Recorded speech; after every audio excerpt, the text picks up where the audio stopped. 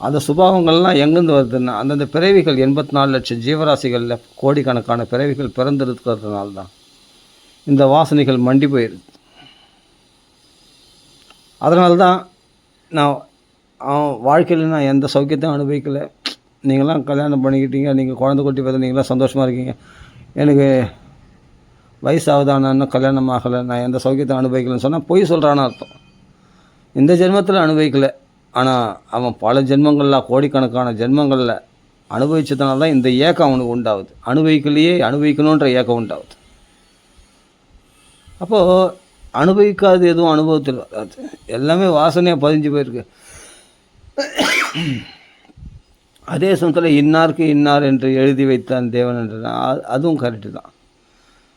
இப்போ சம்மந்தமில்லாத ஒரு தொடர்பு இருக்கும், அவங்கள பார்த்தா நம்ம விடணும்னு நினச்சா கூட விட முடியாது. ஏன்னா அது முன் ஜென்மத்தினுடைய விட்டக்குறை தொட்டுக்கிற அது நம்மளுக்கு தெரியாது. நம்மளுக்கு ஏன்னா மறந்துட்டுறோம், நம்ம நிறைய மறந்துட்டோம். ஏன்பா நேற்று சாப்பாடு சாப்பிட்டதே நேற்று காலைல என்ன சாப்பிட்டேன்னு கேட்டால் யோசித்து சொல்கிறான், டக்குன்னு சொல்ல மாட்டேன்றான். ஏன்னா நேற்று நடந்த விஷயமே மறந்து போச்சு. ஏங்க எத்தனை பிறவிகள், ஒரு பிறவியே முடிஞ்சு போச்சுன்னா அவன் மறக்காதா? நேற்று என்ன சாப்பிட்டேன்னு கேட்டால் அதையே மறந்து போகிறான். அப்படியேப்பட்ட மறதி உடையவனுக்கு முன் ஜென்மத்தில் இருக்கிறதுலாம் எப்படி ஞாபகம் இருக்கும்? அப்போது எத்தனையோ ஜென்மங்கள், பல ஜென்மங்களில் அனுபவித்த வாழ்க்கையெல்லாம் எப்படி ஞாபகம் இருக்கும்? இருக்காது இல்லையா? ஆனால் அந்த ஃபீலிங் அது இருக்கும், அது போகாது, அது அழியாது. அது சூக்ஷ்ம சரீரம்னு சொல்லுவாங்க. அது மனசில் அகங்காரம் புத்தியில் போய் பதிஞ்சு போயிருக்கு இல்லையா? அந்த பதிவுகள் அது அழியாது. அது அழிஞ்சிச்சுன்னா தான் உனக்கு மோட்சம் கிடச்சிடுமே. அந்த வாசனைகள் பாவம் செய்தவன் பாவம் செய்கிற புத்தியில் தான் அவனுக்கு புத்தி போகும். புண்ணியம் செய்தவன் புண்ணியம் செய்யணுன்ற, இப்போ தானம் பண்ணோம் தர்மம் பண்ணோம் அப்படின்னா அவன் முன்ஜென்மத்தில் அந்த பதிவுகள் இருக்குது. அது சரியான நேரத்தில் வெளிப்படும் போது அந்த வாசனைகள் அவனுக்கு ஆட்டோமேட்டிக்காக அவனுக்கு தானம் பண்ணணும், நிறைய பேர் கொடுக்கணுன்ற எண்ணம் அவனுக்கு ஆட்டோமேட்டிக்காக வருது. ஏன்னா அந்த சுபாவத்தில் அவன் பழக்கப்பட்டவன். பாவம் செய்து பழக்கப்பட்டவன் என்ன தான் நீ அவனை திருத்தணும், நல்ல உயர்ந்த குலத்தில் பிறந்தாலும் அந்த பாவத்தில் தான் அவனுக்கு புத்தி போகும். அந்த வாசனை அவனை சுண்டி இழுக்கும். சுண்டி இழுத்து அதில் போய் அந்த வலையில் விழுந்துடுறான். அது மாதிரி இந்த பிறவி இப்போ நம்ம இப்போதைக்கு பிரத்யட்சமாக என்ன பார்க்குறோமோ, இப்போ நடக்குது என்னவோ, இப்போது ஸ்ட்ரெயிட் அதாவது என்னென்னா இப்போ சாப்பிட்னா தற்காலிகமாக இப்போ என்ன நடக்குதோ அது மட்டும்தான் நிஜம்னு நினச்சின்னு இருக்கிறோம். அப்போ இதுக்கு முன்னாடி நடந்தது, இனிமேல் நடக்க போகிறது, அதை பற்றிலாம் நம்மளுக்கு கேர் பண்ணுறதே இல்லை, அதை பற்றி நம்ம கண்டுக்கிறதே இல்லை. ஆனால் தற்காலிகம் இப்போதைக்கு என்ன நடக்குதோ பிரத்யட்சமாக என்ன பார்க்குறோமோ அதுதான் சத்தியம்னு நினைக்கிறான் மனுஷன். அது மனுஷனுடைய புத்தி, அந்த குறுகிய மனநோக்கம். ஏன்னா அவனுக்கு அவ்வளோதான். அப்போ மகான்கள்லாம் என்னென்னா கோடிக்கணக்கான லட்சக்கணக்கான வருஷங்களுக்கு முன்னாடி நடந்த விஷயங்களை எல்லாம் சரித்திரங்களாக எழுதி வச்சிருக்கிறாங்க. அதான் மகரிஷிகள். அவர்கள் பேரறிவு படைத்தவர்கள், நாமெல்லாம் சிற்றறிவு படைத்தவர்கள், சிறுமதி படைத்தவர்கள். அதனால நம்ம குறுகிய கண்ணோட்டத்தோடு நம்ம ஃபேமிலி, குடும்பம், குழந்தை குட்டி, சொத்து சுகங்கள், சம்பாத்தியம், அவ்வளோதான். இந்த குறுகிய வட்டத்துக்குள்ளே நாம் காலத்தை ஓட்டின்னு இருக்கிறோம். இதுக்கு அப்பாறு என்ன இருக்குது, இது அப்பாற்பட்ட என்ன இருக்குன்னா இப்போ அரசியல் இருக்குது, சினிமா இருக்குது, அது இருக்குது, இதுக்கு செய்தி நியூஸ் அப்படின்னு இதை தான் நம்ம பெருசாக நினச்சிருக்கோம். இதுக்கு மேலே இருக்குது, இதுக்கு மேலே ஆன்மீக உலகங்கள்லாம் இருக்குது. அப்போது எவ்வளோ விஷயம் அண்டவெளிலாம் இருக்குது, எவ்வளோ பெரிய பெரிய விஷயங்கள்லாம் இருக்குது. இதுக்கு மேலே இறைவன் ஒருத்தர் இருக்கிறான், எல்லா தேவர்களையும் ஆட்டி படைக்கிறோம். பல தேவர்களுடைய நமக்கே வீடுகள் இருக்கும்போது தேவர்களுக்கு நம்மளை காக்கின்ற தேவர்களுக்கு வீடுகள் இருக்காதா? அதான் தேவலோகம்னு சொல்கிறோம். இப்போ அக்னி பகவானுக்கு ஒரு வீடு இருக்குது, வருண பகவானுக்கு வருண லோகம்னு சொல்கிறோம். அதே சமயத்தில் அக்னி லோகம்னு சொல்கிறோம். அதே சமயத்தில் இந்திரனுக்கு ஒரு வீடு இருக்குது, இந்திரலோகம்னு சொல்கிறோம். சந்திரனுக்கு சந்திரலோகம் சொல்கிறோம். சூரியனுக்கு சூரியலோகம் சொல்கிறோம். அப்போ நமக்கெல்லாம் வீடு இருக்கிற மாதிரி அவங்களுக்கும் ஒரு உலகம் இருக்குது, அவங்களுக்கும் வீடுகள் இருக்குது, அவங்களும் வாழ்கிறார்கள். ஏன்னா அவர்கள் தான் நம்மளை அடக்கி ஆள்கிறார்கள். நமக்கு மேலானவர்கள் தேவர்கள். இதெல்லாம் தெரிஞ்சிக்க நம்முடைய அறிவானது பறந்து விரிந்து காணப்படுகிறது. இந்த குறுகிய கண்ணோட்டத்தோடு நம்ம எதையுமே பார்க்க மாட்டோம். எல்லாமே பரந்த நோக்கத்தோடு தான் பார்ப்போம். அது எதில் சொல்லியிருக்கேன்? பகவத்கீதையில் சொல்லியிருக்கு, ராமாயணத்தில் சொல்லியிருக்கு, பாகவத்தில் சொல்லியிருக்கு. போப்பா, அதெல்லாம் ஏதோ கதைகளாக சொல்கிறாங்க, அதான் நான் கேட்டிருக்கேன். சத்தியம் ஒன்று ஒன்று சத்தியம் பரம் தீமகி, அதில் உள்ளது ஒன்று ஒன்று சத்தியமாக அதையே தியானிப்பாயாக, வேறு எதையும் சிந்திக்காத. நான் உலகத்தில் ஒன்றும் கிடையாது. உலகத்தில் நான் இப்போ அடியேன்னு சொல்கிறேன், எல்லா சௌக்கியங்களும் அனுபவிச்சாச்சு. என்ன சௌக்கியம் மிச்சம் இருக்குது சொல்ல பார்க்கலாம். இந்த குழந்தைகளும் உண்டாயிடுச்சு, எல்லா சௌக்கியங்களும் அனுபவிச்சாச்சு. என்ன இருக்குன்னா ஒன்றும் இல்லை. உண்மையிலே சொல்லலாம், அதெல்லாம் ஒரு மெச்சூர்டான சௌக்கியமே கிடையாது. அதெல்லாம் அல்பமான சௌக்கியங்கள். ஆனால் அது இல்லைனாலும் கஷ்டமாயிடுது. ஏன்னா அது அனுபவித்து பழக்கப்பட்டதுனால அது இல்லைன்னா கஷ்டமாயிடுது. இப்போது மதுபானம் சாப்பிட்றோம், மதுபானம் இல்லைன்னா கஷ்டப்படுறான் இல்லையா? அது மாதிரி உலக சௌக்கியங்களில் இதெல்லாம் இல்லைன்னா, இதெல்லாம் இதுலேயே இருந்துட்டு இந்த வசதிகள்லாம் இல்லாமல் நடுக்காட்டில் கொண்டு போய் விட்டால் எப்படி இருக்கும்? நல்லா ஏசி ஃபேனில் ஏசியில் நல்லா வேலைக்கு நல்லா சாப்பிட்டு தூங்கின்னு இருந்தவனுக்கு திடீர்னு நடுக்காட்டில் கொண்டு போய் விட்டால் அவன் இறை தேடுவானா? அவன் பழங்களை பறித்து சாப்பிடுவானா? அது அவனுக்கு பழக்கம்தானா? பழங்களை பறித்து, ஆனால் பழங்களை சாப்பிட்டு உயிர் வாழக்கூடிய ரிஷிகள்லாம் முனிவர்கள்லாம் இருக்கிறாங்களே, இன்றைக்கி சித்த புருஷர்லாம் இருக்கிறாங்களே. ஆனால் நம்மளாம் பழம்லாம் பழக்கம் இல்லாதது. நல்லா ஃபாஸ்ட் ஃபுட்டில் போய் சாப்பிட்ணும், ருச்சியாக ஆகாரம் சாப்பிட்ணும். நம்ம சாப்பாடு வெடித்து நம்ம வீட்டில் சமையல் செய்ய அப்படி சாப்பிட்டா தான் நம்மளாம் உயிர் ஜீவிப்போம். வெறும் இயற்கையான வளங்களை, ஒரு காய்கனி கிழங்குகளை சாப்பிட்டு இருக்க முடியுமா? இருக்க முடியாது.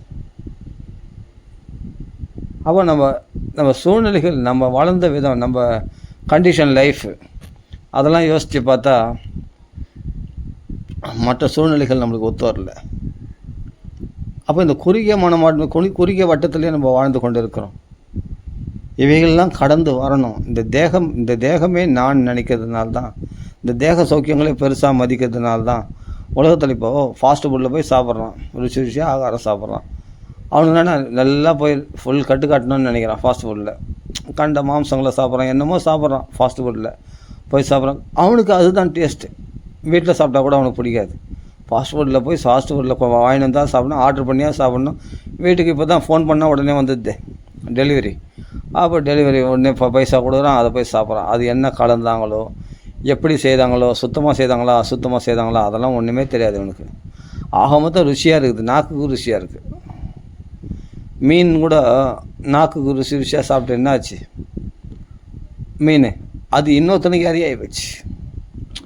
அது ருசிக்கு ஆசைப்பட, அது நாக்கு ருசிக்கு நாக்கு அடக்காததுனால மீனானது தூண்டில் மில்லில் அதில் உள்ள ஒரு மாம்சத்துண்டுக்கு ஆசைப்பட்டு அந்த கொக்கியில் கோத்து வச்சுருப்பான். அது போய் கடிச்சதுன்னா அந்த மீன் அந்த தூண்டிலில் மாட்டிக்கும்.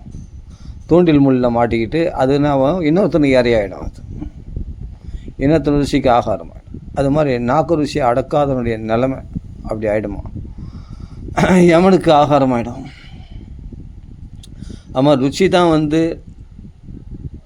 நாக்கு ருசி தான் புலன்களை கெடுக்கக்கூடியது. அந்த நாக்கு ருசியை அடக்காத வரைக்கும் நீ எந்த புலன்களை அடக்கினாலும் பிரயோஜனம் இல்லை அப்படின்னு சாஸ்திரம் சொல்லியிருக்கு. அதனால் உலகத்தில் நம்ம என்ன தான் வாழ்க்கையில் சுகம் அனுபவிச்சாலும் ஒரு கட்டத்தில் போர் அடிக்குதுங்க. அதெல்லாம் வெறுப்படிச்சுது. அடப்பாடா, இதெல்லாம் என்ன சௌக்கியம், அதெல்லாம் ஒன்றுமே கிடையாது. அடப்பா, இது கிடைக்காத போது இது கிடைக்கலன்னு சொல்லியிருந்தியாடா, இப்போ கிடைச்ச பிறகு இதெல்லாம் வேஸ்ட் அப்படின்னு சொல்கிறேன். என்னங்க ஐயோ இப்படியா எல்லாமே சொல்கிறேன். இவருக்கு ஒன்று கிடைக்காத வரைக்கும் ஐயோ இன்னும் கிடைக்கலேன்னு ஏங்குறது. கிடைச்ச பிறகு இதெல்லாம் என்ன சௌக்கியம், வேஸ்ட் அப்படின்றான். அதுவே அவனுக்கு வெறுப்பாக தோணுது, அவனுக்கு சலிப்பு தட்டுது. அப்போ அதே பிடிக்காதுன்னு தோணுது. இப்போ கல்யாணம் ஆகிற வரைக்கும் அழகான பெண்ணு கல்யாணம் பண்ணின்னு ஆசைப்பட்றான். கல்யாணம் பண்ணிட்ட பிறகு அவள் வாயை மூடுவாளா அப்படின்றான். இது வீட்டுக்கு கேள்விப்படுறோம். இது எங்கேயோ ஒரு இடத்துல நடக்கிறது இல்லை, நிறைய வீட்டில் நடக்குது இல்லையா? முக்கால்வாசி வீட்டில் நடக்குது. இப்போ வாயை திறந்தாலும் மூட மாட்டாளே, வாயை மூடினா போதும். அன்றைக்கி அவள் பேச்சு தேன் மாதிரி இனிச்சுது. ஒரு வார்த்தை பேசுவாளா அப்படின்னு சொல்லிட்டு ஏங்கி நின்றான். ஆனால் கல்யாணம் ஆன பிறகு அதே பெண்ணு அவனுக்கு கசக்குது. அந்த பெண்ணு இனிச்ச அந்த பெண்ணு இப்போ கசக்குது. அப்போ எல்லாமே மாறி போயிடுது. அப்போ ஒரு கட்டத்துக்கு மேலே எல்லாமே அவ்வளோதான்றது ஆயிடுது இல்லையா? இவ்வளோதான் லிமிட்டு. அந்த சௌக்கியம் முழுமையாக திருப்திப்படுத்த முடியாது அந்த சௌக்கியங்கள்லாம் நம்மளை. அதே மாதிரி தான் சாப்பாடு. ருசிக்கு ருசியாக எவ்வளோ சாப்பிட முடியும் ஜான் வயிற்றுக்கு? ஓரளவு தான். அதுமா அதுவே நோய்களை உண்டாக்கும்போது ஐயோ அந்த சாப்பாடே வேணாடாப்பா அப்படின்னு தோணுது. அப்போ ஒரு லட்டு கூட ஒரு லட்டு சாப்பிட்லாம், 2 லட்டு சாப்பிட்லாம், 3வது லட்டு சாப்பிடும்போது என்னமோ வாந்தி வர மாதிரி இருக்குது, அப்படியே வெகட்டு எடுக்குது, வாந்தி வர மாதிரி இருக்குது அப்படின்றான் இல்லையா? அப்போ எல்லாமே வந்து என்னென்னா ஒரு கட்டத்தில் போர் அடிக்க ஆரம்பிச்சிடும், வெறுப்படிக்க ஆரம்பிச்சிடும், அது பிடிக்காததாகிடும். எல்லாமே அப்படி தான் உலகத்தில். அப்போது இந்த சௌக்கியங்கள்லாம் கொஞ்ச நாள் போனால் மறுபடியும் அந்த ஆசைகள் தூண்டும், மறுபடியும் அதை அனுபவிக்கும்.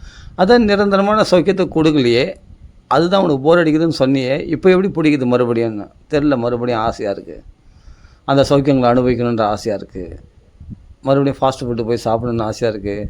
இல்லை பாருங்கள், எல்லாமே நம்மளை எப்படி கண்ணுக்கு தெரிஞ்சு ஏமாத்துது பாருங்கள் இந்த மாயை. அதுதானே உனக்கு. ஆமாம், அது அப்போ வந்து எனக்கு ஃபுல்லாகி போச்சு, வயிறு ஃபுல்லாக, அதனால் பிடிக்கல, இப்போ ஓணும்னு தோணுது, மறுபடியும் லட்டு சாப்பிடணும்னு தோணுது. இப்போது எவ்வளோ சாப்பிடும்? 2, அது மேலே அவள் தான். அப்போ எல்லாத்துக்குமா அன்லிமிட் கிடையாது, எல்லாம் லிமிட்டு தான். ஆனால் அதான் சொல்கிறேன், எல்லா சௌக்கியங்களும் அனுபவிச்சாச்சு. வாழ்க்கையில் எல்லாமே ஒரே போர், சொல்லப்போனால் போர் தான் வாழ்க்கையில் எல்லாமே. எதுவுமே நிரந்தரமான சந்தோஷத்தை கொடுக்கறதே கிடையாது. சொல்லப்போனால் அந்த சொல்லப்போனால் அல்பமான சந்தோஷம், ஆனால் அதிகமான துக்கங்கள் தான். சொல்லப்போனால் அதிகமான பெரிய துன்பங்களை இவன் தலைமையில போட்டுக்கிறான். ஜென்ம முழுதும் ஆயுள் கைதி இவன். எல்லா தொல்லைகளும் இவனே வாங்கி கட்டிக்கிறான். ஆனால் எதுக்காகனா அந்த அல்ப சந்தோஷம், அந்த தூண்டில் உள்ள சின்ன ஒரு மாம்சத்துண்டுக்கு ஆசைப்பட்டு மீனானது எப்படி தன்னையே அப்படியே எரியாக்கிடுச்சோ, அது மாதிரி இவன் அல்ப ருசியை ஆசை காட்டி இந்த உலகமானது இவனை பந்தப்படுத்தி இவனை அவ்வளோதான், இவனை பலியாக்கிடுது. இந்த குடும்ப சம்சாரத்தில் இவன் பலிக்கடவாகிறான். அவன் எல்லாத்தையும் அவர்களுக்கு அடிமைகளாக இவன் ஓடி ஓடி உழைக்கிறதுலேருந்து செய்கிறது எல்லாம் செய்யணும். யாருன்னா ஒரு நாள் விட்டு போகிறவங்களுக்கு, நிரந்தரமற்றவர்களுக்கு. அதே சமயத்தில் சில பேர் வீட்டில் வந்து நன்றி கேட்டவர்களுக்கு, நன்றி மறந்து நீ என்ன பெருசாக செய்துட்ட எனக்கு அப்படின்னு சொல்கிறவங்களுக்கு செய்கிறான். ஏன்னா அது கடமைன்றான் கேட்டால். அப்போ இப்போ நான் சொல்கிறதெல்லாம் உண்மை தானே, பொய் இல்லையே. அப்போ எல்லாமே ஒரு காலகட்டத்தில் சீப்போன்னு போயிடும். அன்றைக்கி நம்ம என்ன பண்ணணும்னா, நமக்கு எது நிரந்தரமான சௌக்கியம் அப்படின்னு தேடுவோம். அப்படி தேடும்போது பார்த்தா ஒரு விதத்தில் பார்த்தா சௌக்கியம் நினச்சி இறங்கி நரக துக்கத்துக்களோடு அனுபவிக்கிறான். பெரிய நரக துக்கங்கள் அனுபவித்து துடிக்கிறான். இதுலேருந்து தப்பிச்சா போதும், எனக்கு சௌக்கியம் கூட வேணாம், எனக்கு இது வந்து விடுதலை அடைஞ்சால் போதும், இந்த சம்சாரத்தில் இவ்வளோ பெரிய பிரச்சனை இருக்குது. ஒரு மனைவி வந்து ஹாஸ்பிட்டலில் அட்மிட் ஆகிருக்கான், உயிருக்கு போராடுறான், பயந்து நடுங்குறான், போய் தெய்வத்துக்களை போராடுறான், பிரார்த்தனை பண்ணுறான். என் மனைவி பொழிச்சா போதும், என் குழந்தைகள்லாம் காப்பாற்றப்படணும், ஆனால் என் 2 குழந்தைகளை காப்பாற்றணும், என் மனைவி பொழிச்சா போதும்னு பகவான்களை கேட்டு அழுது புலம்பி இது பண்ணுறான். இப்போ என்ன தேவை அவனுக்கு? இப்போ என்ன, நான் மனைவி பொழிச்சா போதும். அப்போது தன்னை கல்யாணம் பண்ணிக்கிட்டா அது அவளுக்கு எவ்வளோக்கு வந்து பொறுப்பு அவனுக்கு உண்டாயிடுச்சு இல்லையா? அவள் இயற்கையிலே அந்த நோய் இருக்குதுன்னு அவனுக்கு தெரியாது. ஏதோ ஒரு நோயில் பாதிக்கப்பட்டா அது அவனுக்கு தெரியாமல் இருந்தது. கடைசியில் பார்த்தா வியாதி முத்தி போச்சு. உடனே டாக்டர் ரொம்ப போராடுறாங்க, ரொம்ப முடியாது, பழைக்கிறது ரொம்ப கஷ்டம்னும் போது இவன் எப்படி துடிக்கிறான் தெரியுமா? அப்போ கோயிலாக அலையிறான், ஏதாவது எப்படியாவது பகவானே காப்பாற்று அப்படின்ட்டு புலம்புறான். அதுதான் அப்போ துடிச்சு அவள் சரியாயிட்டான்னா பகவானுடைய அனுகிரகத்தினால சரியாகி போச்சு, அப்போ க்யூர் ஆகிட்டான். அவள் என்ன பண்ணுறான், அவளை பத்திரமா பார்த்துக்கணும், இது பண்ணணும். எதனா ஒரு மறுபடியும் ஏதாவது ஒன்று ஆயிடுச்சுன்னா உடனே துடிக்கிறான். அப்போ ஒவ்வொரு தடவை அவளுக்கு ஏதாவது ஒரு மூச்சு வாங்குற மாதிரி, ஏதாவது ஒரு சின்ன ப்ராப்ளம் வர மாதிரி இருந்தால் உடனே ஏன்னா நோயில் பாதிக்கப்பட்டு உடனே அடிக்கடி அவன் நோயில் துடிக்கிறத விட அதை நினச்சி இவன் துடிக்கிறான் பாருங்கள், இதுதான் ரொம்ப ப்ராப்ளம். இவனுக்கு தான் பிபி எகிரிடும். அந்த மனைவி நினச்சி இவனுக்கு தான் பிபி எகிரிடும், இவனுக்கு தான் பயங்கரமாக டென்ஷன் ஆகும். அந்த நோயால் பாதிக்கப்பட்டவங்க கூட ஏன்னா தன்னை பாதுகாக்கிறதுக்கு கணவன் இருக்கான்ற தைரியத்தில் இருப்பாங்க. அவங்களுக்கு கூட அவ்வளோ பெருசாக வியாதி பாதிக்காது. ஆனால் எதனா ஒன்று சின்ன மூச்சு வாங்க கொஞ்சம் இருமுன்னா உடனே துடிச்சு போயிடும். அப்போது எவ்வளோ துன்பங்கள் அனுபவிக்கிறான் அப்படின்னா, அவளால் கிடைச்ச சௌக்கியத்தை விட துன்பங்கள் தான் அதிகம். ஆனால் அது அவனுடைய கடமை. அது நான் இல்லைன்னு சொல்ல வரல, அது கரெக்டு தான். ஆனால் எவ்வளோ துடிக்கிறான் கடைசியில். ஆனால் நல்லா உடம்பு ஆரோக்கியமாகிட்ட பிறகு நல்லா இது பண்ணிட்ட பிறகு அப்புறம் மறுபடியும் என்ன பண்ணான் அவளை, அப்புறமா மறுபடியும் சரி சௌக்கியமாக இருக்காங்களே கேட்டால் இல்லை, ஒரே சண்டையும் சச்சுரமாக ஆயிடுது. வேறு விதம் இந்த விதத்தில் துன்பத்தை அனுபவித்தான். அவள் உடம்பு நோய்கள் கஷ்டப்படும் போது அப்புறமா உடம்பு ஆரோக்கியமாகிடுச்சு நல்லா ஆகிட்டு அப்புறமா வீட்டில் வேறு விதத்தில் ஈகோ ப்ராப்ளம், நீ பெரிய ஆளா நான் பெரிய ஆளா, அப்போ சண்டை, அந்த விதத்தில் துன்பத்தை அனுபவிக்கிறான். சரி வீட்டுக்கு போனாவே நரக வேதனையை கொடுக்குறாளே, வீட்டுக்கே போகணும், கொஞ்ச நேரம் இங்கேயே இருந்துட்டு போகலாம், லேட்டாக போகலாம் வீட்டுக்கு அப்படின்னு சொல்கிற கணவன்மார்கள் எவ்வளோ பேர் தெரியுமா? அப்போ ஏன்னா அவளுடைய சூழ்நிலை பார்த்தா அவளுக்கு அப்படி பிக்கல் படுங்கள். ஏன்னா எல்லா வேலைகளையும் இழுத்து போட்டு செய்கிறா இல்லையா, குழந்தைகளை காப்பாற்றுறது எல்லாத்தையும் செய்யணும்னா அவளுக்கு எவ்வளோ பொறுப்புகள் இருக்குது. அந்த சூழ்நிலை நினச்சி பார்த்தா அவன் நரக வேதனை அனுபவிக்கிறான் வீட்டில் மனை. இப்போ இவன் என்னடான்னா அங்கே போனால் இப்போ ஏதாவது ஒரு குறை சொல்லினே இருக்காளேன்னு சொல்லிட்டு இவன் வீட்டுக்கு போகிறதுக்கு விருப்பப்படலை. இப்படி காலம் ஓடின்னு இருக்குது. இப்போ நான் என்ன சொல்ல வரேன் அப்படின்னா, எதுலேயுமே சந்தோஷம் இல்லை. துக்காலையும் அசாஸ்வதம், சாஸ்வதமான சந்தோஷம் கிடையாது, எல்லாத்துலேயும் துக்காலையும். அதே சந்தோஷம் அப்படியே சந்தோஷம் கிடைச்சாலும் அசாஸ்வதம், சாஸ்வதம் இல்லாதது அப்படின்னு தெரிஞ்சிக்கிறது தான் புத்திசாலித்தனம். முடிவுக்கு வந்துடணும். அதனால் வாழ்க்கையில் நான் சுகத்தை அனுபவிக்கலை, அப்போ நான் சுகம் எனக்கு தேவையில்லையா, நான் அனுபவிக்கணும். அதான் சொல்கிறேன், ஏற்கனவே அனுபவிச்சதுனால்தான் இப்போ நீ அனுபவிக்கணுன்ற ஆசை உனக்கு உண்டாகுது முன் ஜென்மத்தில், புரிஞ்சிக்கோ. அதனால் நீ இனிமேல்ட்டு அனுபவிக்க வேண்டிய ஒன்றுமே இல்லை, எல்லாத்தையும் அனுபவிச்சாச்சு, நீ அனுபவிச்சாச்சு, எல்லாத்தையும் செய்து முடிச்சாச்சு. அதுவும் கோடிக்கணக்கான பிறவிகள் அனுபவிச்சிட்டேன், ஒரு ஜென்மாவில் இல்லை. எத்தனையோ ஜீவராசிகளில் பல கோடிக்கணக்கான ஜென்மம், மனுஷ பிறவியே எத்தனையோ பிறவி எடுத்து, எத்தனையோ தேவர்கள் பிறவி எடுத்து பிரம்மதேவர் வரைக்கும் போயிட்டு வந்தாச்சு. நீ எல்லா புல்லாய் புடாய் புழுவாய் தேவராகி பல்வேறுகமாக எல்லா தேவர்கள் ரூபத்தெல்லாம் எத்தாச்சு. தேவர்கள், கந்தர்கள், யக்ஷர்கள், கிண்ணறர்கள் எல்லா பிறவிலையும் நீ பிறந்து இழைச்சி போயிட்ட. ஆனாலும் நீ மறந்து போயிட்ட. ஆனால் இந்த பிறவிகள்லாம் சொல்லி தான் கடைசியில் மனுஷ பிறவி கிடைக்குது. துர்லபம் மானுஷ ஜென்மம், அதான் கடைசி பிறவி. அதான் மனுஷ ஜென்மம் கிடைக்கிறது ரொம்ப துர்லபமாக. அதுதான் உனக்கு வாய்ப்பு. இதில் தப்பிச்சான்னா பழஷம், இல்லைன்னா மறுபடியும் ஆரம்பத்துலேருந்து புல்லா பூடா மறுபடியும் எந்த பிறவியில் பகவான் தூக்கி போடுவானோ தெரியாது. குரங்கா, நாயா, பேயா எதுவும் தெரியாது, ஏதோ ஒரு பிறவி பிறப்பான். அப்போ மனுஷ ஜென்மா பார்த்தா ரொம்ப அர்த்ததம், பிரயோஜனம் உள்ளது. புருஷார்த்தத்தை சம்பாதிச்சிக்கலாம், அர்த்தம் உள்ளது. இது அர்த்ததம்னு பதம் போடுறாரு பிரகலாதன். அர்த்தம் உள்ளது இந்த மனுஷ ஜென்மா தான். அதையும் வியர்த்தமாகிட்டோம்னா அப்போ மனுஷ பிறவி பிழைத்ததுக்கு அர்த்தமே இல்லாமல் போயிடும். அதனால் மெச்சூர்டான ஒரு சௌக்கியம் இருக்கா அப்படின்னா அதுதான் பாகவதம். உண்மையிலே சொல்லப்போனால் கிருஷ்ண கதைகளை பேசி ஆனந்தப்பட்ட காலம் கல்யாணத்துக்கு முன்னாடி. அப்படி கிருஷ்ண கதைகளை பாகவதம் படித்து அப்படியே தேன் மாதிரி நிற்கும் பாகவதம் படித்தா.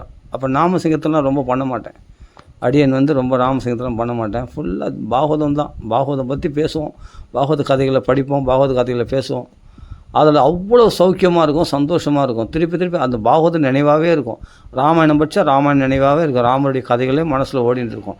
இப்படி வளர்ந்தவன் தான் அடியன். அப்புறமா வீட்டில் என்னென்னா இல்லை காலகாலத்தில் ஒரு வேலை வெட்டிக்கு போகணும், கல்யாணம் பண்ணிக்கணும், இது பண்ணணும், இந்த பொறுப்புகள்லாம் இருக்குது. இல்லை 4 பேர் உன்னை மொட்டை பையன் சொல்லுவாங்க, இன்னும் கேவலமாக பேசுவாங்க, பழகி தெரியாதவன்னு சொல்லுவாங்க, என்னென்னவோ. அதான் சொல்கிறேன், இந்த சொசைட்டி, இந்த சமுதாயம் உன்னை இகழ்ந்து பேசும். எப்படி இந்த சமுதாயம் இகழ்ந்து பேசும்? நீ காலகாலத்தில் ஒரு நல்ல வேலைக்கு போகணும், கல்யாணம் பண்ணிக்கணும், ஒரு கொடியும் கொடுத்தனமாக இருந்தால் தான் இந்த உலகம் சொசைட்டி மதிக்கும் அப்படின்னு ஒரு முத்திரை குத்திட்டாங்க இல்லையா? அதில் தானே போய் மாட்டுறான் சீக்கிரம். சுதந்திரமாக இப்போ இவனால் இருக்க முடியல பாருங்கள். கேட்டால் அதான் சுதந்திரன்றான். உலகத்துக்கு கட்டுப்பட்டு இருக்கிறது தான் சுதந்திரன்றான். எதுக்குமே கட்டுப்பட வேண்டாம் அப்படின்ட்டு பகவான் ரிலீஃப் பண்ணி வர்றது பைத்தியக்காரத்தனன்றான். எதுக்குமே கட்டுப்பட வேணாம், என் பாகவதத்தில் ரமிச்சுண்டு உன்னதமான அசுத்தமான சௌக்கியத்தில் வாழ்கிறது தான் உலகம் சொசைட்டி மதிக்கு. இப்போது தாம்பத்திய உறவுன்றது அசுத்தம், அது ஒரு காம உணர்வுன்றது அசுத்தமான உணர்வு தான். ஆனால் பக்தி உணர்வானது தூய உணர்வு. அதை என்கரேஜ் பண்ண மாட்டாங்க இந்த உலகம். பாருங்கள், காம உணர்வு அதுக்கு தூண்டுறாங்க. ஒன்று சீக்கிரம் கல்யாணம் பண்ணிக்கப்பா, சீக்கிரம் கல்யாணம் பண்ணிக்க, நல்ல பெண்ணாக, நல்ல அழகான பெண்ணை பார்த்து, உனக்கு ஏற்ற மாதிரி பெண்ணை பார்த்து கல்யாணம் பண்ணிக்கப்பா, நல்ல வேலையில் செட்டில் ஆகப்பா, அப்போ தான் பொண்ணு கொடுப்பாங்க. அதுதான் பொண்ணு கொடுத்தா நல்லா சந்தோஷமாக ஜாலியாக என்ஜாய் பண்ணி, இதுதான் என்ஜாய்மெண்ட். இதுதான் அம்மா அப்பா எல்லாமே இந்த உலகமே நம்மளை நிர்பந்தப்படுத்துறது.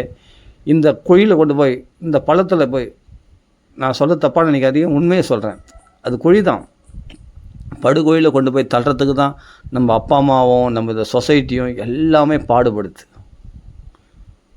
ஏன்னா அவர்கள் போன வழியில் தாங்க அவளை நம்மளை வழிநடத்துவாங்க. அவர்களுக்கே தெரியாதே இந்த மோட்ச பாதை, இந்த கிருஷ்ண பக்தி தூய உணர்வு தெரியாதே. அவர் கிருஷ்ண சௌக்கியம்னா என்னன்னு தெரியும், ராம சௌக்கியம்னா என்ன தெரியும்.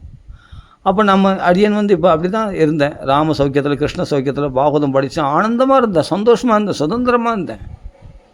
வேணாம் அப்படின்னா அவன் தம்பி தங்கச்சிலாம் பார், உன்னை மதிக்க மாட்டாங்க, உங்கள் கூட பிறந்தவங்களும் உன்னை மதிக்க மாட்டாங்க, பைத்தியக்காரி, எப்போத்தாலும் பாகவதம் ராமாயணம் படிச்சுன்னு, எப்போத்தாலும் கிருஷ்ண பக்தி ராம பக்தி. அதில் இருக்கிற சௌக்கியத்தினுடைய லெவல் லேசம் கூட இந்த உலகத்தில் கிடையாது. அவ்வளோ சௌக்கியம் இருக்குது பாகவதம் படிக்கும்போது, பதமாக படித்து அனுபவிக்கும் போது. நான் புஸ்தகம் அப்படியே நோட்ஸாக எழுதி வச்சுருக்கேன் பாகவதத்தை பற்றி, ராமாயணத்தை பற்றி. அது இன்றைக்கி படித்தா கூட எனக்கு தேன் மாதிரி இன்றைக்கும். அப்படி பாகவத அனுபவத்தில் அப்படி தூய உணர்வில் அப்படியே அவ்வளோ சௌக்கியத்தை அனுபவிச்சுன்னு இருந்தவன். ஆனால் சொசைட்டின்னு ஒன்று இருக்குது இல்லையா, இந்த சமுதாயம் நம்மளை படுகோயிலில் தள்ளுறதுக்குன்னே ரெடியாக இருக்குது. அது என்ன பண்ணணும், நல்ல வேலை வெட்டிக்கு போ, சும்மா பாகவதம் படிச்சுன்னு பித்து பிடிச்சுன்னு இருக்காது, புரியுதா? நல்ல வேலையை தேடிக்கும். சரி, நல்ல வேலையை தேடிக்கினேன், போய் ஒரு கல்யாணம் பண்ணிக்கோ, இன்னும் பிடிச்ச பொண்ணை பார்த்து, நல்ல பொண்ணை பார்த்து கல்யாணம் பண்ணிக்கும். அதுவும் நிறைய சவரம்லாம் போடுற பொண்ணை பார்த்து. எனக்கு சவரமே வேணான்னு, சவரம்லாம் போடாமல் ஏழப்பட்ட இடத்துல தான் நான் அடியேன்னு கல்யாணம் பண்ணினேன். ஆமாம், எதுக்கு சவரம்? அப்புறமா அவங்க திமிரில் ஆறத்துக்கா நான் இவ்வளோ சவரம் போட்டுன்னு வந்தேன்னு சொல்லி, அதெல்லாம் வேண்டாம், ஏழ்மையிலே கல்யாணம் பண்ணிப்போம், பரவாயில்ல. அப்போ நல்லா உத்தியோகத்தை சம்பாதிச்சுக்கணும், மனைவியை சம்பாதிச்சுக்கணும். அப்புறம் என்ன, அப்போ அந்த மனைவி சம்பந்தமான மாமனார் மாமியார் அவர்களெல்லாம் திருப்திப்படுத்தணும், அவர்களை சந்தோஷப்படுத்தணும், அங்கே போனோம் இங்கே போனோம் எல்லாமே. அப்புறமா பல உறவுகள் அதிகமாகும். அது பிறகு பாகவத உறவுகள் எங்கே வரும்? இஸ்கானை கூப்பிட்டா கூட போக மாட்டேன். ஏன்னா ஆட்களே கூப்பிடுவாங்க, இஸ்கானில் இந்த ஆட்களே கூப்பிடுவாங்க, ஃபோன் பண்ணி கூப்பிடுவாங்க. ஏன் இஸ்கான்லாம் வர்றது, ஏன் பக்தி கிருஷ்ண பக்தி வரதே இல்லை, வர முடியல. ஃபேமிலி, நான் வேலைக்கு போகணும், கரெக்டாக போனால் தான். ஏன்னா குடும்பம் ஆகிப்போச்சு, மனைவி ஆகிப்போச்சு, இனிமேல் நான் கரெக்டாக சம்பாதிச்சு வந்து எல்லாம் கொடுங்க இது பண்ணேன். சண்டே டைமில் வரேன், சண்டே டைமில் எங்கே வர முடியும், ஓவர் டைம் வச்சு முடிஞ்சு போச்சு கதை. யாருன்னா ஆள் வரலன்னா நான் ஓவர் டைம் செய்யணும், உடனே ஆள் தான், முடிஞ்சு போச்சு. சண்டே அவுட், பக்தியிலேருந்து அப்படியே வீழ்ச்சி. அப்புறம் குடும்ப சௌக்கியத்தில் அப்புறம் கொஞ்சம் பிரச்சனை, அந்த பிரச்சனை இந்த பிரச்சனை கொஞ்சம் கொஞ்சமாக கலகம் ஆரம்பிக்கும். ஃபஸ்ட்டு தான் சௌக்கியமாக இருக்கும், அப்புறம் கொஞ்சம் கொஞ்சமாக கலகம் ஆரம்பிக்கும். ஈகோ ப்ராப்ளம், அந்த ப்ராப்ளம் இந்த ப்ராப்ளம், அப்புறம் பெரிய பூகம்பமாக வெடிச்சுது. இது மாதிரிலாம் அப்படியே அது எங்கேயோ கொண்டு போய் விடும். அது அப்புறமா வெறுப்பு, கசப்புணர்வு வாழ்க்கையில் எல்லாமே ஏற்பட ஆரம்பிச்சிடும். அப்புறமா அப்புறம் குழந்தைகள் உண்டாகும். குழந்தைகளுக்கு தேவையானதெல்லாம் இந்த ஸ்கூலில் தான் சேர்க்கணும், நல்லா ப்ரைவேட் ஸ்கூலில் சேர்க்கணும், நல்லா ஃபுல்லாக பணம் நிறைய கொடுத்து தான் சேர்க்கணும், அப்படி இப்படின்னு அதில் வேறு ஒரு பெரிய போராட்டம். அப்போது அதுக்கு நிறைய சம்பாதிக்கணும், அதுக்கு எங்கன்னா கடன் வாங்கணும், சம்பாத்தியம் பார்த்தோம்னா கடன் வாங்கணும். ஆமாம், குடும்பஸ்தானில் நீ கடன் வாங்கணும். அந்த குழந்தை படிக்க வைக்கிறதுக்கு கடன் வாங்கி 65,000 70,000 கொடுக்கணுன்னா 65,000 கொடுக்கணுன்னா கடன் வாங்கணும். அங்கே இங்கே கடன் வாங்கி அப்புறமா சம்பளத்தில் கொஞ்சம் கொஞ்சமாக கொடுத்துடலாம், டியூ மாதிரி. அப்படி வட்டிக்கு வாங்க, தண்டல் வாங்க, ஏதாவது பண்ணு. ஆமாம், எங்களுக்கு செய்ய வேண்டிய செய் நீ. ஆள் தான் ஸ்கூல் ஃபீஸ், அந்த ஃபீஸ் இந்த ஃபீஸு எல்லாத்தையும், கரண்ட்டு பில்லேருந்து வீட்டுக்கு வாடகைலேருந்து எல்லாமே கட்டு செய்டா கல்யாணம் பண்ணி தெரிஞ்சதில்ல, செய்டா மொத்தத்தையும். கல்யாணம் மட்டும் பண்ணி தெரிஞ்சது, இதெல்லாம் செய்ய மாட்டியா, செய்டா. ஓவர் டைம் நீ என்னென்ன பண்ணிக்க, ஓவர் டைம் ஆகுது, மணி டைம் ஆகுது, ஏதாவது போ, இரவு பகல் ஒழி, ஏதாவது எங்கள் கடன் வாங்கி பிச்சடி ஏதாவது பண்ணி எங்களுக்கு செய். அப்படின்னு வீட்டில் சண்டை நடக்கும். எங்கள் வீட்டில் நடந்தது, அது சொல்கிறேன். அது மாதிரி நடக்கும். ஆனால் செய்தோம், எல்லாம் செய்து எல்லாம் பண்ண பிறகு அப்புறமா நம்மள அப்படியே கிரீடம் மாற்ற வைப்பாங்க. முதல்ல ஒன்று உன் கடமை செய்த, அவ்வளோதான். அதோட ஏதோ செய்த உன் கடமை செய்த, அவங்க செய்ய வேண்டிய உன் கடமை அது செய்த, அவங்க அதுக்காக கிரீடம் வைப்பாங்களா? செய்ய வேண்டிய கடமை செய்தா, நம்ம செய்துட்டா கூட சொல்கிறேன், செய்தா அப்படி செய்த பிறகு கூட ஏதாவது நம்மளை சரி நான் சந்தோஷப்பட மாட்டாங்க. யார்? இவங்களையா? வீட்டில் இருக்கிறவங்களையா? திருப்திப்படுத்தவே முடியாது. எவ்வளவு செய்தாலும் திருப்தி ஆக மாட்டாங்க. போதலைன்னு தான் சொல்லுவாங்க. என்ன பெருசாக செய்துட்டேன், ஊரில் உலகத்தில் செய்யாத என்ன செய்துட்டேன், உன் கடமையை செய்த. ஆமாம், நாங்களாம் செய்யலை அப்படின்வாங்க. சரி, ஓகே. ஆனால் இவ்வளோ பிரயத்தனம் பண்ணி நீ குடும்பத்துக்காக செய்கிறதுல ஒரு 10% பகவானுக்குடைய ஒரு சேவையில் ஈடுபட்டிருந்தா, பாகவதம் படிச்சுக்கிறதுல பகவானுடைய கஷ்டப்படும், பகவானே உன்னை பார்க்கணும், உனக்காக நான் எந்த கோயிலுக்கு வேணால் வரேன், உனக்காக பூஜைகள் பண்ணுறேன், பகவானுக்காக நம்ம இவ்வளோ கஷ்டப்பட்டிருந்தா, இவ்வளோ செலவு பண்ணியிருந்தா, அப்போ இவ்வளோ கஷ்டம் குடும்பத்துக்காக பண்ணுற கஷ்டத்தை பகவானுக்கு அந்த எஃபர்ட்டை போட்டிருந்தா பகவானே காட்சி கொடுத்துருப்பானே, பகவத் சாட்சாத்காரமே ஆயிருக்கமே. எதையும் எதிர்பார்க்காம குடும்பத்துக்கு செய்கிறேன். ஏன்னா என் குடும்பத்துக்கு செய்கிறேன், அதெல்லாம் எதிர்பார்க்க வேண்டியது. என் குடும்பத்துக்கு, என் மனைவி, என் குழந்தைகளுக்கு செய்கிறேன், இதெல்லாம் நான் எதிர்பார்க்க வேண்டியது. ஆனால் பகவானுகளை நம்ம எல்லாத்தையும் எதிர்பார்க்குறோம். நான் பக்தி பண்ணுறேனே எதாவது கொடுப்பானா, பகவான் எதாவது பலன் கொடுப்பானா அப்படின்ட்டு எதிர்பார்த்து செய்கிறோம். ஏன் அதெல்லாம் அப்படி செய்வோம்? என் பகவானுக்கு நான் செய்கிறேன், என் பகவானுக்கு நைவேத்தியம் பண்ணுறேன் அப்படின்னு செய்ய வேண்டியது தானே. அப்படி பகவானுக்கு அதான் சொல்கிறேன், இந்த சொசைட்டி ஆனது நம்மளை பந்தத்தில் ஆழ்த்துறதுலையும் மேலும் மேலும் அதிகமாக அஜ்ஞானத்தில் இருட்டில் தள்ளுறதுக்கும், நம்ம துன்பங்களில் நம்மளை போட்டு புழுவாக துடிக்க வைக்கிறதுக்கும் தான் இந்த சொசைட்டி கூட துணையாக இருக்குமே ஒழிய, சத்தியமாக சொல்கிறேன், நம்ம சந்தோஷத்துக்கு இந்த சொசைட்டி நேர் எதிரடியாக தான் இருக்குது. பக்திக்கு போக சொன்னால் பக்திக்கு அதெல்லாம் போயிடாத, போனால் நீ கரையேறிடுவேன், பக்திக்கு தடைகளாகும். நான் ஒன்று கேட்குறேன், கோச்சிக்காதீங்க. நம்ம படிக்கிற படிப்பில் எங்கேயாவது ஆன்மீக படிப்புன்னு ஒரே ஒரு சப்ஜெக்ட், ஆன்மீக சப்ஜெக்ட் இருக்குதா? பாகவத சப்ஜெக்டு, ராமாயண சப்ஜெக்ட் இருக்குதா? நீங்கள் சொல்லுங்கள். நீங்கள் பணம் கொடுத்து படிக்க வைக்கிறீங்க குழந்தைகளை, லட்சக்கணக்காக பணத்தை கொட்டி படிக்க வைக்கிறீங்க.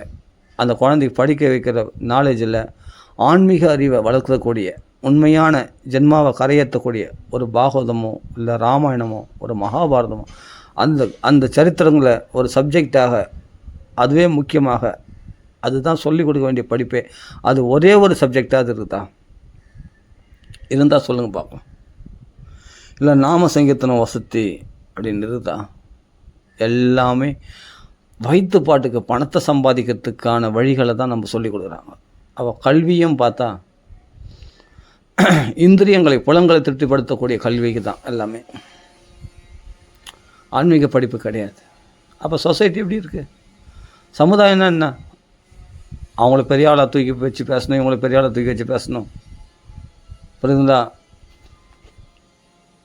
கபடங்களாக நடக்கிறவங்க, பெரிய பணக்காரனாக இருக்கிறவங்க தான் நல்லவங்க, அவர்கள் கெட்டவங்களே ஆனாலும் பணக்காரனாக இருக்கிறவனை தான் நல்லவனாக மக்கள் கொண்டாடுது. ஆனால் ஒரு பாகவதம் படிக்கிறவங்க, பகவத் பக்தி பண்ணுறவங்கள நல்லவனா? இது வரைக்கும் யாராவது இந்த சொசைட்டியில் உயர்ந்த ஸ்டேஜில் பாராட்டி பரிசு கொடுத்ததா எங்கேயுமே நான் பார்க்கலை, காணப்படலை. இந்த ஆன்மீக வளர்ச்சிக்கு இந்த கிருஷ்ண பக்தியில் இவ்வளோ முன்னேற்றம் அடைஞ்சிருக்காங்க, இந்த அளவுக்கு கிருஷ்ண பக்தி பண்ணியிருக்காங்க அப்படின்னு அவங்கள யாராவது பாராட்டி பரிசு கொடுத்துட்றாங்களான்னு கேட்டால் இல்லை. இவர் பெரிய விருது வென்றார், அந்த விருது வென்றார், இதில் ஃபஸ்ட்டு வந்தார், அதில் ஏதோ ஒன்று. மொத்தம் பௌதிகமான விஷயங்களை தானே கூப்பிட்டு மேடையில் பெரிய பெரிய பரிசு கொடுக்குறாங்க. அந்த ஸ்ரீ, இந்த ஸ்ரீ, பத்மஸ்ரீ, என்னென்ன படிப்புகளோ, கலைமாமணி, அது இதுன்னு எல்லாம் கொடுக்குறாங்க. ஒரு கிருஷ்ண பக்தனுக்கு, ஒரு பாகவதம் படித்தவங்களுக்கு, ஒரு பகவானுடைய கதைகளில் ரமிக்கிறவங்களுக்கு, அப்படிப்பட்டவங்களுக்கு ஏதாவது கொடுத்துருக்காங்களா? ஒன்றுமே இல்லை. இந்த சொசைட்டி அவ்வளோதான். பக்தர்கள் அதான் சொல்கிறேன், பக்தர்களுடைய பர்சன்டேஜ், பக்தர்களுக்கு கொடுக்கக்கூடிய மரியாதை, அந்த பர்சன்டேஜ் ரொம்ப ரொம்ப கம்மி தான். படிப்புகளும் பார்த்தா பௌதிகமான படிப்புகள் தான், ஆன்மீகமான படிப்புகள் கிடையாது. எல்லாம் வயிற்று பாட்டுக்கு.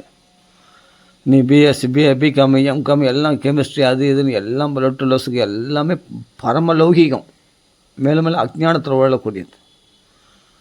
அப்படி இருக்கும்போது இதை சம்பாதிச்சா நீ லட்சக்கணக்கில் சம்பாதிக்கலாம், இந்த படி படித்தா நீ லட்சக்கணக்கில் சம்பாதிக்கலாம். போனவனே உடனே வேலை கொடுப்பான், உடனே ஐடி கம்பெனியில் ஒன்று ஏற்றுப்பான். உனக்கு இந்த படி படித்தா உனக்கு அதை பண்ணால் சூப்பராக வெளிநாட்டுக்கே போகலாம், வெளிநாட்டில் போய் அமெரிக்காவில் வேலை செய்யலாம், லட்சமாக சம்பாதிக்கலாம், கோடிகளில் சம்பாதிக்கலாம். அப்படிப்பட்ட பிஸ்னஸ், அதுபோல் பிஸ்னஸ் மேத்தமேட்டிக்ஸ் அது இதுன்னு சொல்ல எது பிஸ்னஸ் மேனேஜ்மெண்ட்டு என்னென்ன படிப்புகளோ படித்து பணம் சம்பாதிக்கிறது, அவ்வளோதான். பணம் மட்டுமே குறிக்கோள். அப்போ மனுஷன் எப்படி நிம்மதியாக இருப்பான், சந்தோஷமாக இருப்பான், சொல்லும் பார்க்கலாம். அப்போ சந்தோஷத்துக்குன்னு ஒரு படிப்பு இருக்கா? நான் தனியாக ஒன்று. இப்போ சந்தோஷத்துக்கும் ஒரு படிப்பு இருக்குதாங்க, இருக்குது. பாகவதம் ஒன்றே போதும். உன் சந்தோஷம் உன் கையில் இருக்குது. பாகவதம் புஸ்தகம் உன் கையில் இருந்துச்சுன்னா உன் சந்தோஷத்தை இன்னொரு இடத்துல தேடாத. உன் மனைவிகளையோ உன் பிள்ளைகளத்துலேயோ நீ சந்தோஷத்தை தேட வேணாம், அங்கே கிடைக்காது.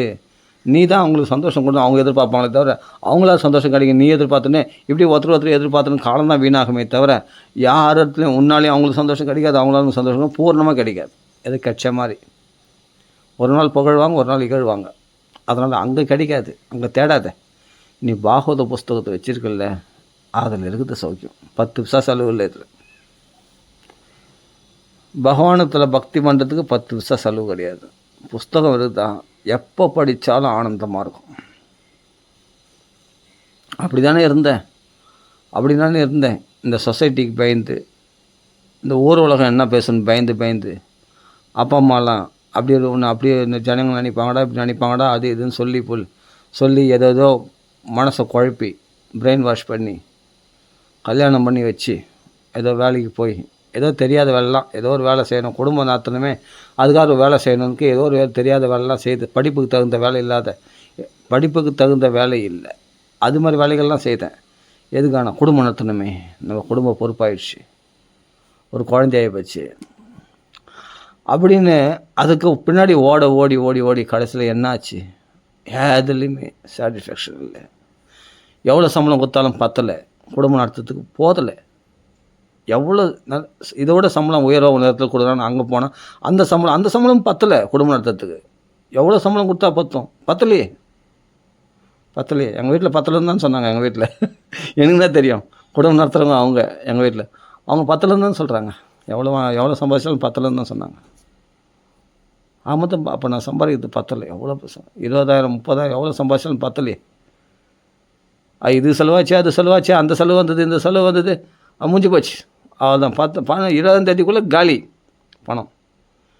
ஆமாம், அதுக்கு நானாக சாப்பிட்டேன், இந்த செலவு வந்துச்சு, அந்த செலவு வந்துச்சு, நான் என்ன பண்ணுறது, நானாக சாப்பிட்டேன் அப்படின்றாங்க. நம்ம என்ன பேசுறது? ஒன்றுமே பேச முடியாது. மேலே சம்பாதி பத்தலை, நீ சம்பாதிக்கிறது பத்தலை, எவ்வளோ சம்பாதிச்சாலும் பத்தலை. அப்போ திருப்தி இல்லை. அப்போது இந்த வாழ்க்கைக்கு தான் ஆசைப்பட்டோம், திருப்தி இல்லாத வாழ்க்கைக்கு தான் நம்ம ஆசைப்பட்டோம். அதே சந்திரன் நோய்களால் பாதிக்கப்படும் போது அவர்கள் துடிக்கிறாங்களோ இல்லையோ, அவங்களுக்காக நீ துடி, ஓடு. ஒவ்வொருத்தருக்கு அப்படி, அதுதான் அந்யோன்யமான அன்புன்றது. அது ஒருத்தர் துடிக்கணும். அப்போது அவர்களுக்கு நோய் வந்து துடிக்கிறாங்க, இவன் நோய் வராமல் துடிக்கிறான்னா, ஏன்னா நோய் வர வச்சுக்கிறதுக்காக துடிக்கிறான். எதுக்காக துடிக்கிறான்? இவனுக்கு வராத நோயை அவரை நினச்சி கவலைப்பட்டு இவனுக்கு வந்துடும் நோய். அப்புறமா கொஞ்ச நாளில் வந்துடும் இவனுக்கு மறுபடியும் இவனுக்கு அந்த நோய் பிபி சுகர் எல்லாம் இவனுக்கு பிபி ஏற்றிட்டோம் ஆட்டோமேட்டிக்காக. அப்போது ஒரு நோயாளி கவனிக்கிற இவன் ஆரோக்கியமாக இருக்கிறவன் நோயாளி ஆயிடுறான் பின்னாடி. அவள் தான் முடிஞ்சு போச்சு. மனநோய், உடல் நோய் எல்லாமே வந்துடும் அவனுக்கு. வீட்டில் இருக்கிற டென்ஷன், பிக்கல் படுங்க. அப்போது இதெல்லாம் என்னென்னா, உலகத்தில் சௌக்கியம் கிடையாதுங்க. எந்த ஃபேமிலியில் போனாலும் ஏதாவது ஒரு பிக்கல் கொஞ்சம் நெஞ்சம் இந்த பாகவத்துக்கு வராங்களே அவங்க தான் சௌக்கியமாக இருக்கிறாங்க, கொஞ்சம் நிம்மதியாக இருக்கிறாங்க, ரிலாக்ஸேஷனாக கொஞ்சம், அவ்வளோதான். ஆனால் முழுமையாக பாகவத் தர்மத்தில் ஈடுபடுறாங்க பாரு, அவங்க நித்தியமாக சௌக்கியமாக இருக்கிறாங்க. பிரம்மச்சாரிகளாக கல்யாணம் பண்ணிக்காமல் இருக்கிறாங்க இல்லையா, இஸ்கானில் பார்த்தா அவங்களாம் பகவத் சேவையில் நிம்மதியாக இருக்காங்க. நிம்மதியாக இருக்கணும், சந்தோஷமாக இருக்கணும். குதின்னு அர்த்தமா? அப்படி இல்லை. அவங்க ஹரே கிருஷ்ண சாமி ஹரே கிருஷ்ணா பாடி குதிக்கிறாங்க, அந்த குதி ஆஹா ஓஹோன்னு குதிக்கலை. சந்தோஷம் கட்சி குதிக்கணும்னு அவசியம் இல்லை. அமைதியாக இருக்காங்க, சாந்தியாக இருக்கிறாங்க. அவங்க நிம்மதி யாராலும் கெடுக்க முடியாது.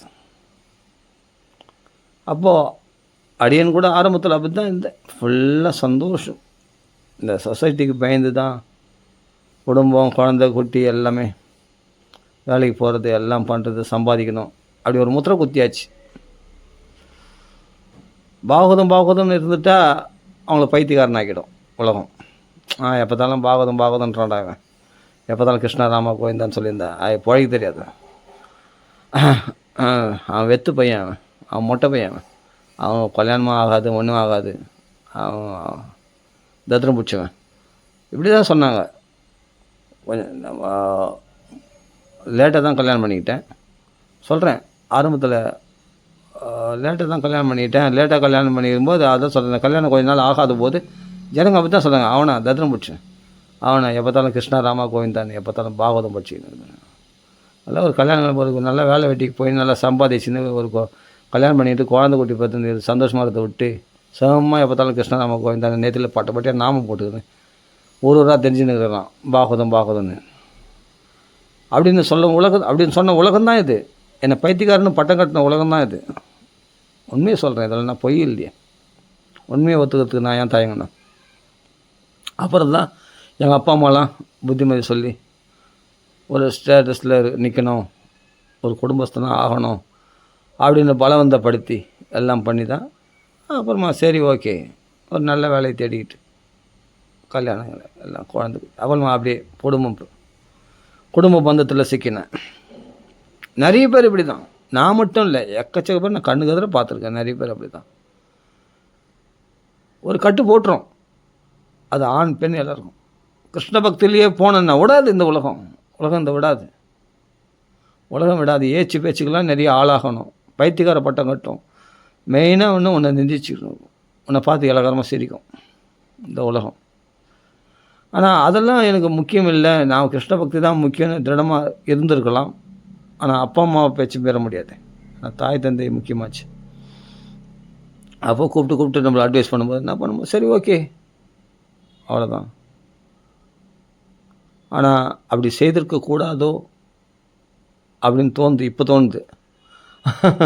கல்யாணம் பண்ணிக்காமல் இருந்திருக்கலாமே, பாகவதம் படிச்சுன்னு ஆனந்தமாக இருந்திருக்கலாமே, சௌக்கியமாக இருந்தமே, நல்லா இருந்தது. என்ன உலகம் சொன்னால் சொல்லும்போது உன் சௌக்கியத்தை இன்றைக்கி நீ கஷ்டப்படும் போது உனக்கு 10 ரூபாய் அவன் கொடுப்பான்.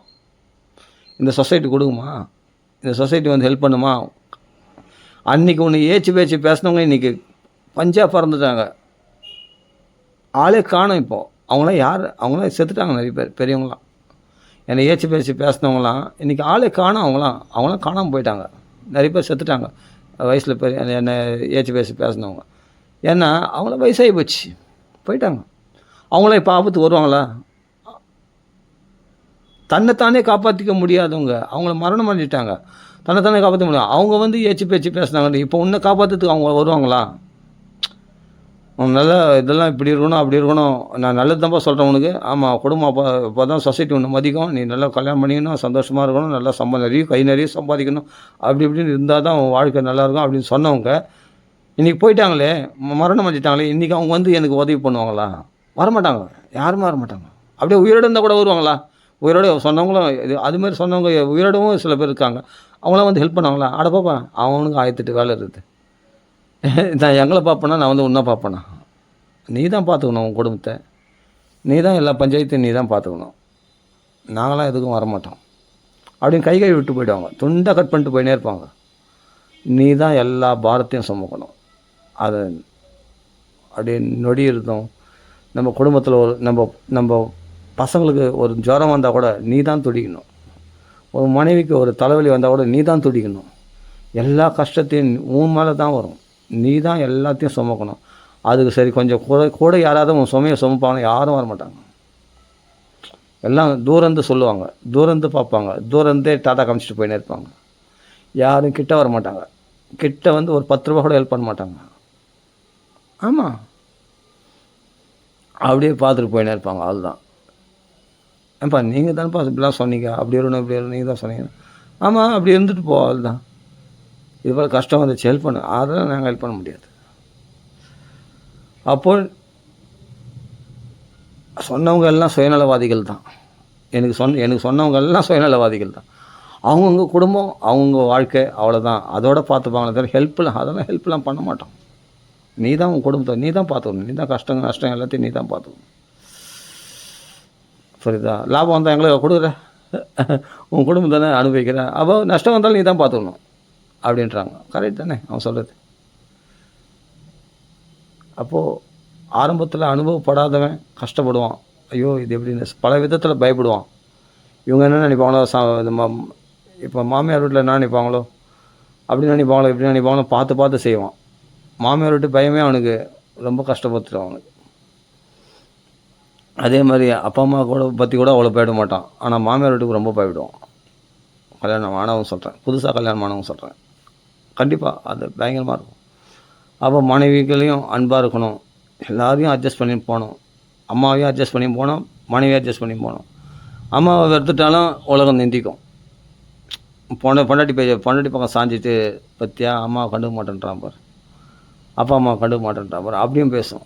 அதே சமயத்தில் மனைவி பக்கம் நீ மனைவி விட்டு கொடுத்துட்டு அம்மா பக்கம் மட்டும் பேசினாலும் அங்கே மாமனார் வீட்டில் மரியாதை இருக்காது.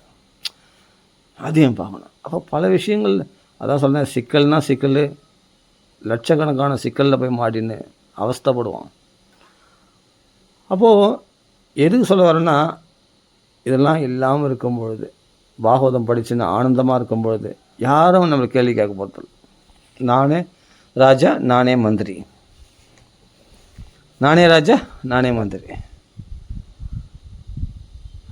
அப்போ பகவான்களை பிரார்த்தனை பண்ணிக்கிட்டு என்ன பண்ண வீட்டை, சரி கல்யாணம் பண்ணிக்காச்சு, குழந்தை கொட்டி பெற்றாச்சு, நல்ல வேலைக்கு போகிற, நீ பாகவதம் படிக்கணும். வீட்டில் புஸ்தகத்தை திறந்து வச்சு பாகவதம் இல்லை நாமா சொல்லணும். நல்லா உறக்க ராம ராம ராம ராம பகவான் நாமா சொல்லு. ஏன்னா இதில் சந்தோஷம் கிடையாது. உலகத்தில் இருக்கிறவங்க நம்ம பின்னாடி வந்தால் வரட்டும், வர காட்டி நாம் பாட்டுக்கு பாகவதம் படிப்போம். நம்ம பாட்டுக்கு பகவான் நாமா சொல்லுவோம். அவ்வளோதான் நம்ம தெய்வீகமாக. ஏன்னா இந்த உலகத்தில் சௌக்கியமே கிடையாது.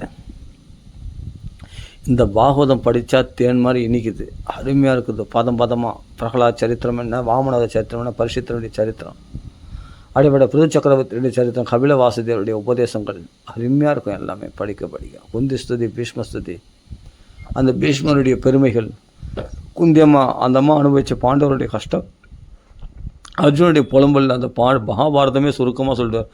அந்த சுருக்கமான மகாபாரதம் அப்படியே படிக்கும்போது அந்த கதைகள்லாம் கேட்டு ஆனந்தப்பட கிருஷ்ண பக்தி நமக்குள்ளே பெருக அந்த பேரானந்தத்தில் தலைக்க ஆடேங்கப்பா, அந்த சௌக்கியத்துக்கு இணையாக வேறு எதுவுமே கிடையாது. அந்த பாகவதத்தில் பித்து பிடிச்சிடும். அந்த பிருது சக்கரவர்த்தி சரித்திரம் அவ்வளோ அருமையாக இருக்கும். புரிஞ்சுனோ பாய்க்கணும் அருமையாக இருக்கும். துருவ சரித்திரம் ரொம்ப சூப்பராக இருக்கும். பச்சேத்திர சரித்திரம் அருமையாக இருக்கும். படிக்க சூப்பராக இருக்கும். அந்த பகவஸ்தவம் சொல்லக்கூடிய ருத்ரகீதம் ரொம்ப அற்புதமாக இருக்கும். அதில் ஆழ்ந்த கருத்துக்கள் உடையது. படிக்க ரொம்ப சுவாரஸ்யமாக இருக்கும். 5ஆம் ஸ்கந்தம் வந்தால் பிரியவரத சரித்திரம் அருமையான சரித்திரம், ஆக்னேத்திரம், ரிஷபதேவர் சரித்திரம் அருமையான உபதேசம், வரதேவீஸ்வரர் சரித்திரம் அப்படியே அவங்களும் ஆன்மீகவாதிகளுக்கு எல்லாம் இனிக்கும். அப்போ அஜாமல பாக்கியானம், பூகோள கவல வர்ணனைகள், அதில் எந்தெந்த தீபங்களில் பகவான் எப்படி எந்த ரூபத்தில் வழிபடுறாங்க அப்படின்னு படித்தா அதெல்லாம் ரொம்ப சுவாரஸ்யமாக இருக்கும். 43 புண்ணிய தீர்த்தங்கள் பேரை சொன்னாலும் நம்ம புனிதம் அணிஞ்சிடுவோமா. அப்போ அந்த பாகவத்தில் அப்படி ஒரு அப்படி அந்த மனசை தோய்ச்சிட்டோம்னா, அந்த பாகவத்தில் மனசு நினைச்சிச்சுன்னா அவ்வளோ பவித்திரமாயிடும், சந்தோஷமாக இருக்கும்.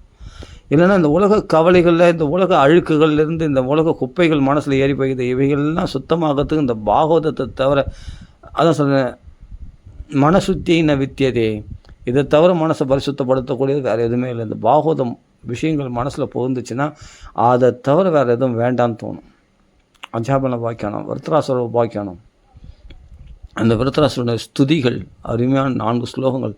அகம் ஹரேதவ பாதிக மூல தாசானு தாச பவிதாஸ்ம பூய அப்படின்னு அது ஆசுபதி அப்படின்ட்டு பகவான் அழைக்கிறார். ஒரு அசுரனுக்கு இவ்வளோ பக்தியானா, முன் ஜென்மத்தில் சித்திரகேதுன்ற ராஜாவாக இருந்தால் அவன் நாரதர் தேவலருடைய உபதேசத்தினால சங்கர்ஷனரை ஆதிசேஷனை வழிபட்டு வித்யாதர பதவி அடைஞ்சு பார்வதி சாபத்தினால அசுரனாக பிறந்தான். ஆனாலும் கிருஷ்ண பக்தி அவனை விட்டு போகலை, அசுரனாக பிறந்தால் கூட. அப்படிப்பட்ட அந்த கதை அருமையாக இருக்கும். அந்த விருத்ராசுரன் மோட்சம் அடைகிறது, இந்திரனால் கொல்லப்பட்டு மோட்சம் அடைகிறார் விருத்ராசுரன். அது பிறகு திதி உபாக்கியானம், அதில் மருத்துக்களுடைய உற்பத்தி. அந்த மருத்துக்கள் ஒருத்தர் 48 மருத்துக்கள் ஒருத்தரும் சாவலியம். இந்திரனால் வெட்டப்பட்டு அவர்கள் மருத்துக்கள் ஒரு மருத்து 48 மருத்துக்கள் ஆனார்களே தவிர 47 மருத்துக்கள் ஆனார்கள் தவிர, ஆனாலும் அவர்கள் வாதஸ்கந்தர்கள்னு சொல்லக்கூடிய அவர்கள் மருத்துக்கள் பகவானுடைய அனுகிரகத்தினால காப்பாற்றப்பட்டார்கள். கர்ப்பத்தில் இந்திரன் புகுந்து வெட்டினா கூட அந்த குழந்தைகள் சாகாமல் இருந்ததும் திதி வயிற்றில். காரணம் என்னென்னா, பகவானால் ரட்சிக்கப்படுகின்ற அந்த குழந்தைகள். மருத்துக்களுடைய சரித்திரம் அருமையான சரித்திரம். அவங்க ஏன்னா திதி தேவி பும்சவனம்ன்ற ஒரு விரதம் இருந்தால், அந்த பகவானை நோக்கி பும்சவனன்ற விரதம் இருந்ததுனால பகவானால் ரட்சிக்கப்பட்டாள். அவள் கருவும் ரட்சிக்கப்பட்டது இல்லையா? அந்த மருத்துக்களுடைய உற்பத்தி அருமையான சரித்திரம். அதில் பும்சவன விரதத்தை பற்றி லக்ஷ்மி நாராயணா எப்படி வழிபடணுன்ற அந்த வர்ணனைலாம் அருமையாக இருக்கும், படிக்கிறதுக்கு சூப்பராக இருக்கும். அது 6ஆம் ஸ்கந்தத்தில் முடிவில் வருது இதெல்லாம். அப்போ 7ஆம் ஸ்கந்தத்தில் ஃபுல்லாக பிரகலாத் சரித்திரம், அருமையான நரசிம்மாவத சரித்திரம் ரொம்ப சூப்பராக இருக்கும். அதில் பல உபதேசங்கள், பிரகலாத உபதேசம்லாம் அருமையாக, பிரகலாத் ஸ்துதி அருமையாக இருக்கும். எல்லாமே ரசித்து படிக்கலாம். அதெல்லாம் 8ஆம் ஸ்கந்தத்துக்கு வந்துட்டா அப்படியே தேன் தான், ஃபுல்லாக அமிர்தமாகவே இருக்கும் படிக்கிறதுக்கு. அப்போ ஒரு கஜேந்திரனுக்காக, யானைக்காக பகவான் வைகுண்டத்தை விட்டு ஓடி வந்தானே அப்படின்னா அந்த சரித்திரம் அருமையாக இருக்கும். வாமனாவதாரம், பகவான் பிரகலாதனுக்காக ஒரு நரசிம்மாவதாரம்னா, பலிசக்கரத்துக்காக ஒரு வாமனாவதாரம் எடுத்து உடனே போய் அந்த உபநய சம்ஸ்காரம் பண்ணி உடனே நேராக பலிசக்கரத்தை பார்க்க தான் ஓடியாந்துட்டார் வாமனர். ஏன்னா பக்தன் மேலே பிரத்யேக திருக்ஷையா, அந்த தன் பக்தனை பார்க்கணுமா போய் அந்த பலிசக்கரத்தை பார்க்கறதுக்கு ஓடியாந்துட்டார் வாமனர்.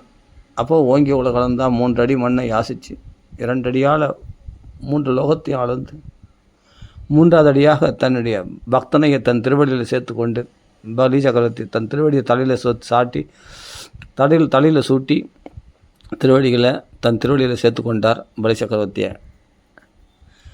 அவருக்கு சுதல் லோகத்தில் அவ்வளோ செல்வ ஐஸ்வர்யங்களை கொடுத்து தன் வீட்டு வாசலில் மெய் காப்பாளனாக இருக்கிறார். பலி சக்கரவர்த்திக்கு தன்னை அடிமையாக ஒப்பு கொடுக்குறார். போய் வாண்டடாக போய் அடிமையாக தன்னை ஒப்பு கொடுத்துட்டு வந்தார். யார்? வாமனர்.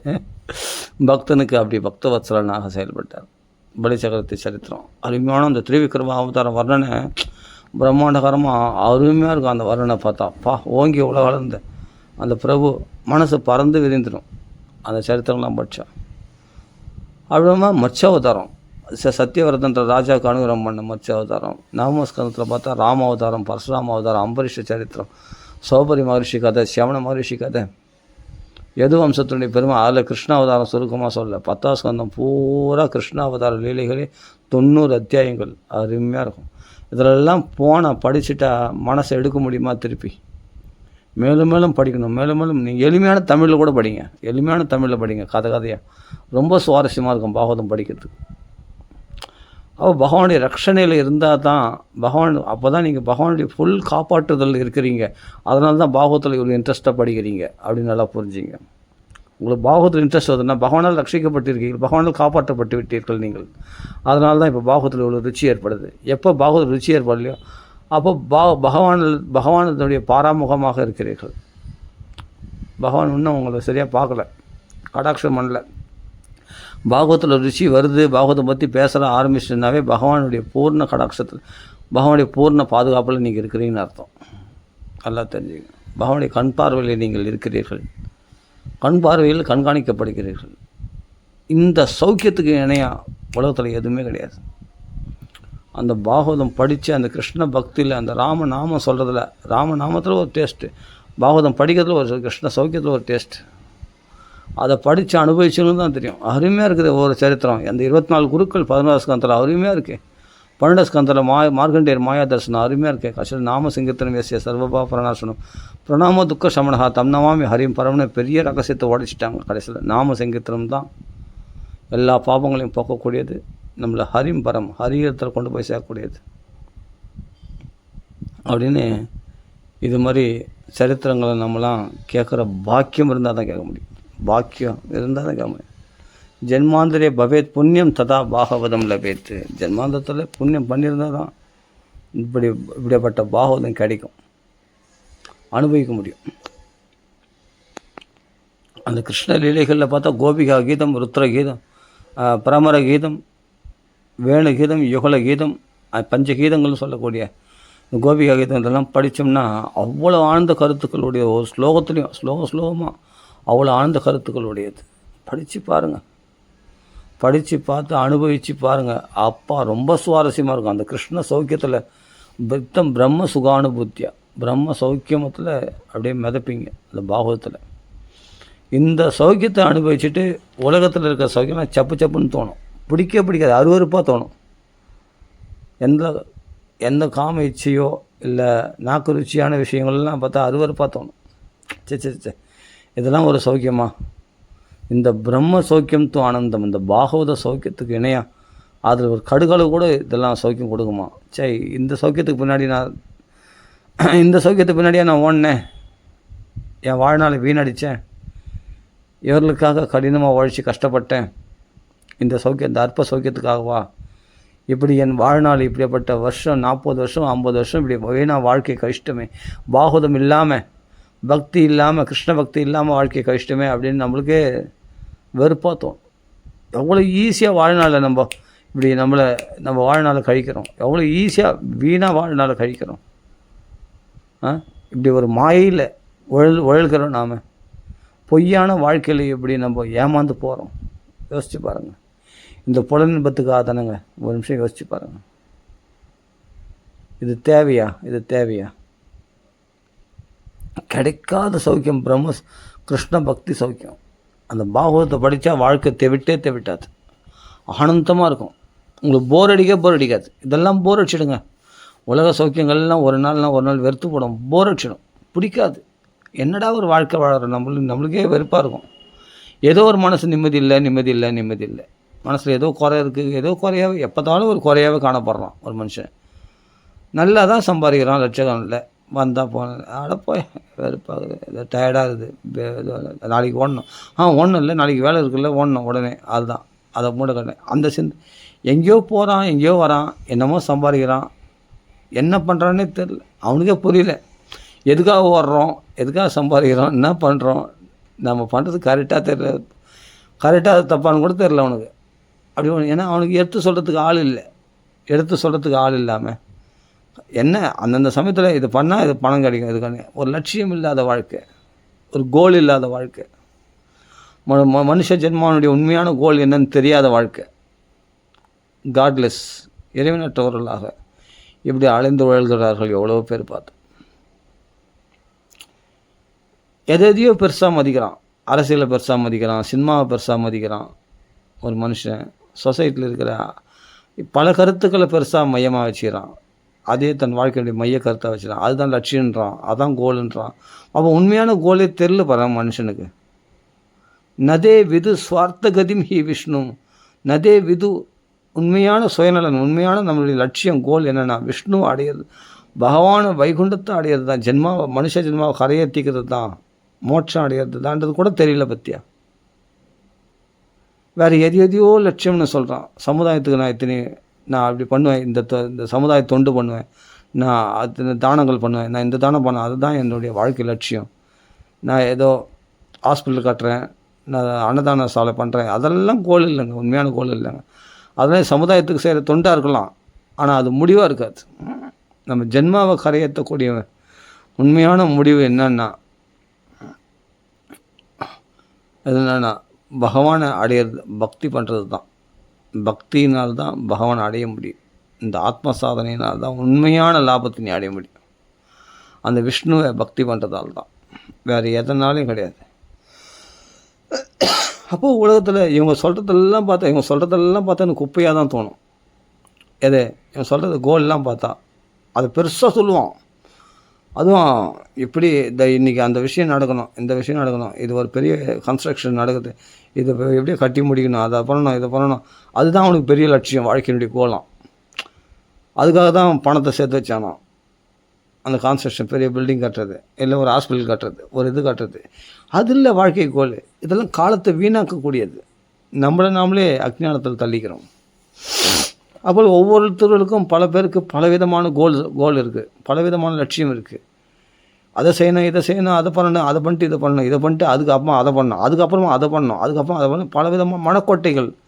இவ்வளவு சொல்லி நிற்கும் போதே உன் உயிர் போச்சுன்னா என்ன பண்ணுவேன்? ஒரு க்ஷணத்தில் க்ஷணபங்கூர் ஆயுஷா அப்படின்னு சொல்கிறாரு பிரகலாத. ஒரு க்ஷணத்தில் ஆயுசு போயிடுமே, அப்போ என்ன பண்ணுவேன்? உன் மனக்கோட்டைகள்லாம் என்ன ஆகும்? மண்ணோட மண்ணாக போயிடும். அப்போது மரணமற்ற பெருவாழ்வு வாழக்கூடிய அப்படியேப்பட்ட மோட்சத்தை விரும்பலாம். அப்போ மரணத்தில் எல்லாமே முடிவடைஞ்சிடும். மனக்கோட்டைகள்லாம் தவிடுபடியாக போயிடும். நீ 1000 மனக்கோட்டை கட்டலாம், அதுக்கான உடலுக்கு ஆரோக்கியமோ உனக்கு வசதிகளோ உனக்கு மனோபலம், இந்திரிய பலம், உடல் பலம் எல்லாம் இருக்கணும் இல்லையா? எல்லாம் கை கொடுக்கணும் இல்லையா? இந்த இயற்கை அனுகூலமாக இருக்கணும் இல்லையா? இந்த உடம்பு அனுகூலமாக இருக்கணும் இல்லையா? உன்னுடைய உறவினர்கள் அனுகூலமாக இருக்கணும் இல்லையா? பல விஷயங்கள். அப்போ எவ்வளோ தடைகளுக்கு நடுவில் தானே அந்த தடைகள்லாம் போராடி தானே நீ அதை அப்படியே அடைஞ்சாலும் அடைய முடியும். இல்லைனா அதுக்கு நடுவில் எவ்வளோ எல்லாமே நான் ஃப்ரீயாக கிடச்சிடுமா எல்லாமே இந்த உலகத்தில்? No pain no gain. பல விதமாக புழுவாக துடித்து இன்னலை அனுபவித்து தான் ஒவ்வொருத்தரும் ஒவ்வொரு காரியத்தை சாதிக்கிறான். ஒவ்வொரு விஷயத்துக்கும் போராடுறான் மனுஷன். போராடி தான் ஒன்றொன்றையும் அடைகிறான். சும்மா ஒன்றும் அஞ்சில்லை, ஒன்றொன்றுக்கும் போராட்டம், பல போராட்டம். அந்த வலியை எப்போ மறந்துடுறான்னா அந்த சுகத்தை அனுபவிக்கும் போது அந்த வலியை மறந்துடுறான், அவ்வளோதானே தவிர. ஆனால் அனுபவித்த வலிகள் தானே, அது இல்லைன்னு சொல்ல முடியாது. மறந்துட்டான். அதனால தான் மறுபடியும் உணர்வெளியை அனுபவிக்கிறதுக்கு தயாராகிறான். ஆசைகளில் போய் உழந்து அந்த ஆசைகளை அடைவதற்காக மறுபடியும் அந்த பெரிய சிரமங்களை எடுத்துக்கிறான், சுமைகளை சுமக்கிறான், வலிகளை அனுபவிக்கிறான், போராடுறான். இரவும் பகலும் தன் உடம்புடைய ஆரோக்கியத்தை கெடுத்துட்டு அப்படி உழைக்கிறான். ஏன்னா அந்த கோல் அடையணும்னு ஏதோ ஒன்று ஆசைப்பட்றான், அதை வாங்கணும். அதுக்காக பணம் இரவும் பகலும் சம்பாதிக்கிறதுக்கு முயற்சி பண்ணுறான். அதுக்காக பொய் சொல்ல தேவையில்லை, பாவம் செய்யறதுக்கு கூட தயங்க மாட்டேன்றான். எல்லாம் பாவத்தையும் துணிஞ்சிட்றான். ஏன்னா அவங்க கோல் அது அவன் மனசில் ஸ்ட்ராங்காக ஒன்று பதிஞ்சிச்சு, இது அடைஞ்சா அவன், அதுக்காக அவன் போராடுறான்.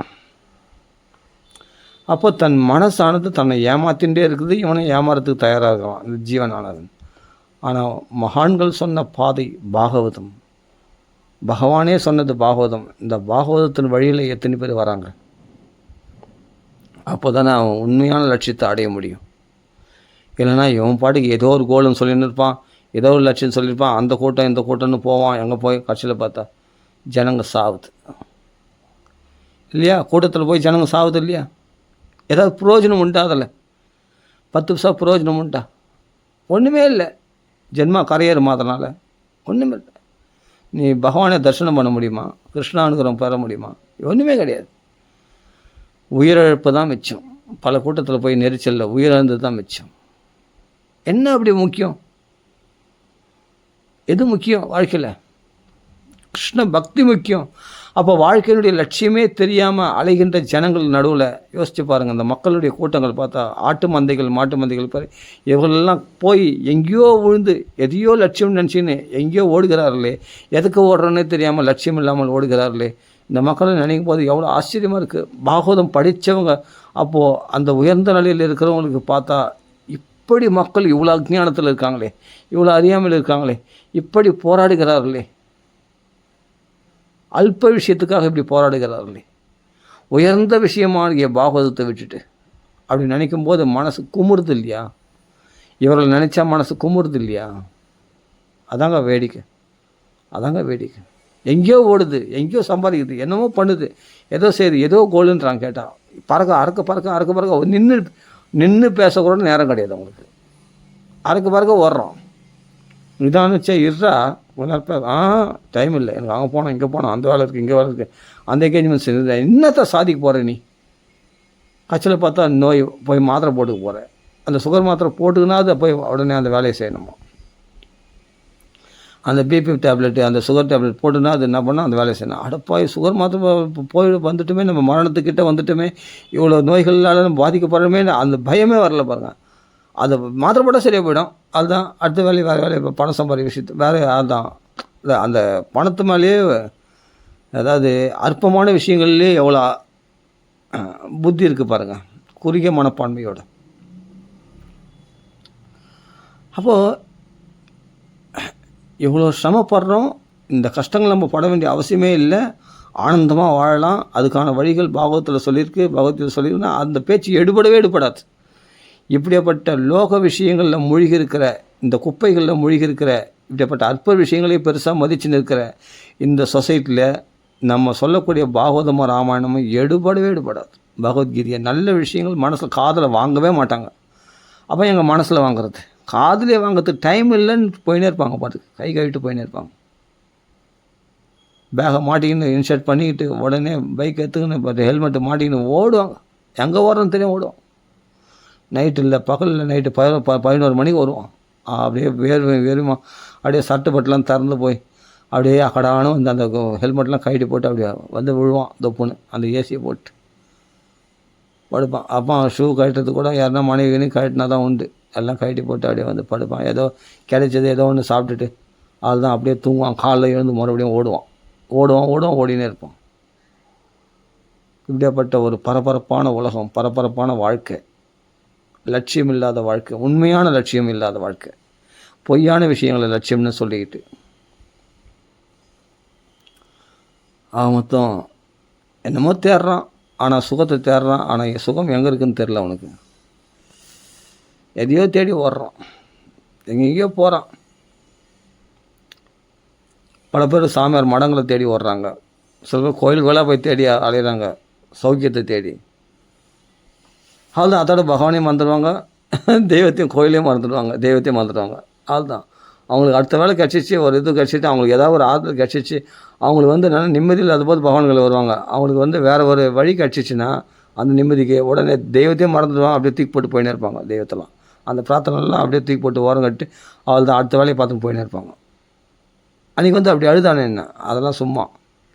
அது பிரச்சனை தீர்ற வரைக்கும் தீர்ந்துருச்சுன்னா அப்போ தெய்வத்தையும் மறந்துடுவான், மனுஷன் எல்லாரையும் மறந்துடுவான், சாமியாரையும் மறந்துடுவான். மறந்துட்டு அவன் பாடுங்கன்னா சுகபோகத்தில் வளர்த்து தான் போயிடுவான். அன்றைக்கினா நான் இனிமேல்ட்டு நான் இதை விட்டு நான் போகவே மாட்டேன், என் தெய்வம் நான் பிரார்த்தனை பண்ணிக்கிறது நிறைவேற்றுன்னா நான் அப்படி பண்ணுவேன் இப்படி பண்ணுவேன்னு சொன்னானே, அதெல்லாம் போய் அவனுக்கு சௌக்கியம் கிடைக்காத துடிச்சு ரொம்ப கஷ்டத்தில் வரும்போது வந்தான். அந்த கஷ்டம் தீர்ந்து போச்சு, அவனுக்கு வேறு விதத்தில் அவன் சௌக்கியம் கிடச்சி போச்சுன்னா அப்படியே நன்றி மாற்றுவான். நன்றி கட்டவனா போய்டும். அப்படியே அடுத்த நிமிஷத்தில் வேறு விஷயத்தில் மனசு சௌக்கியம் கிடச்சா அந்த சௌக்கியத்தில் மனசு ஓடலமே தவிர தெய்வத்தையும் மறந்துடுவான், தெய்வத்தை பற்றி சொன்னவங்களையும் மாற்றுவான், டீக் போட்டு போயின்னு இருப்பான். அவனுக்கு அதுதான் அந்த சுகபோகத்தை தேடி ஓடுவான். ஏன்னா அதுதான் அவனுக்கு லட்சக்கணக்கில் பணம் கிடைக்குது, அதான் பெரிய லாபம், அதை போய் அவனை விட்டு வருவானா அப்படின்னு அது பின்னாடி ஓடுவான்.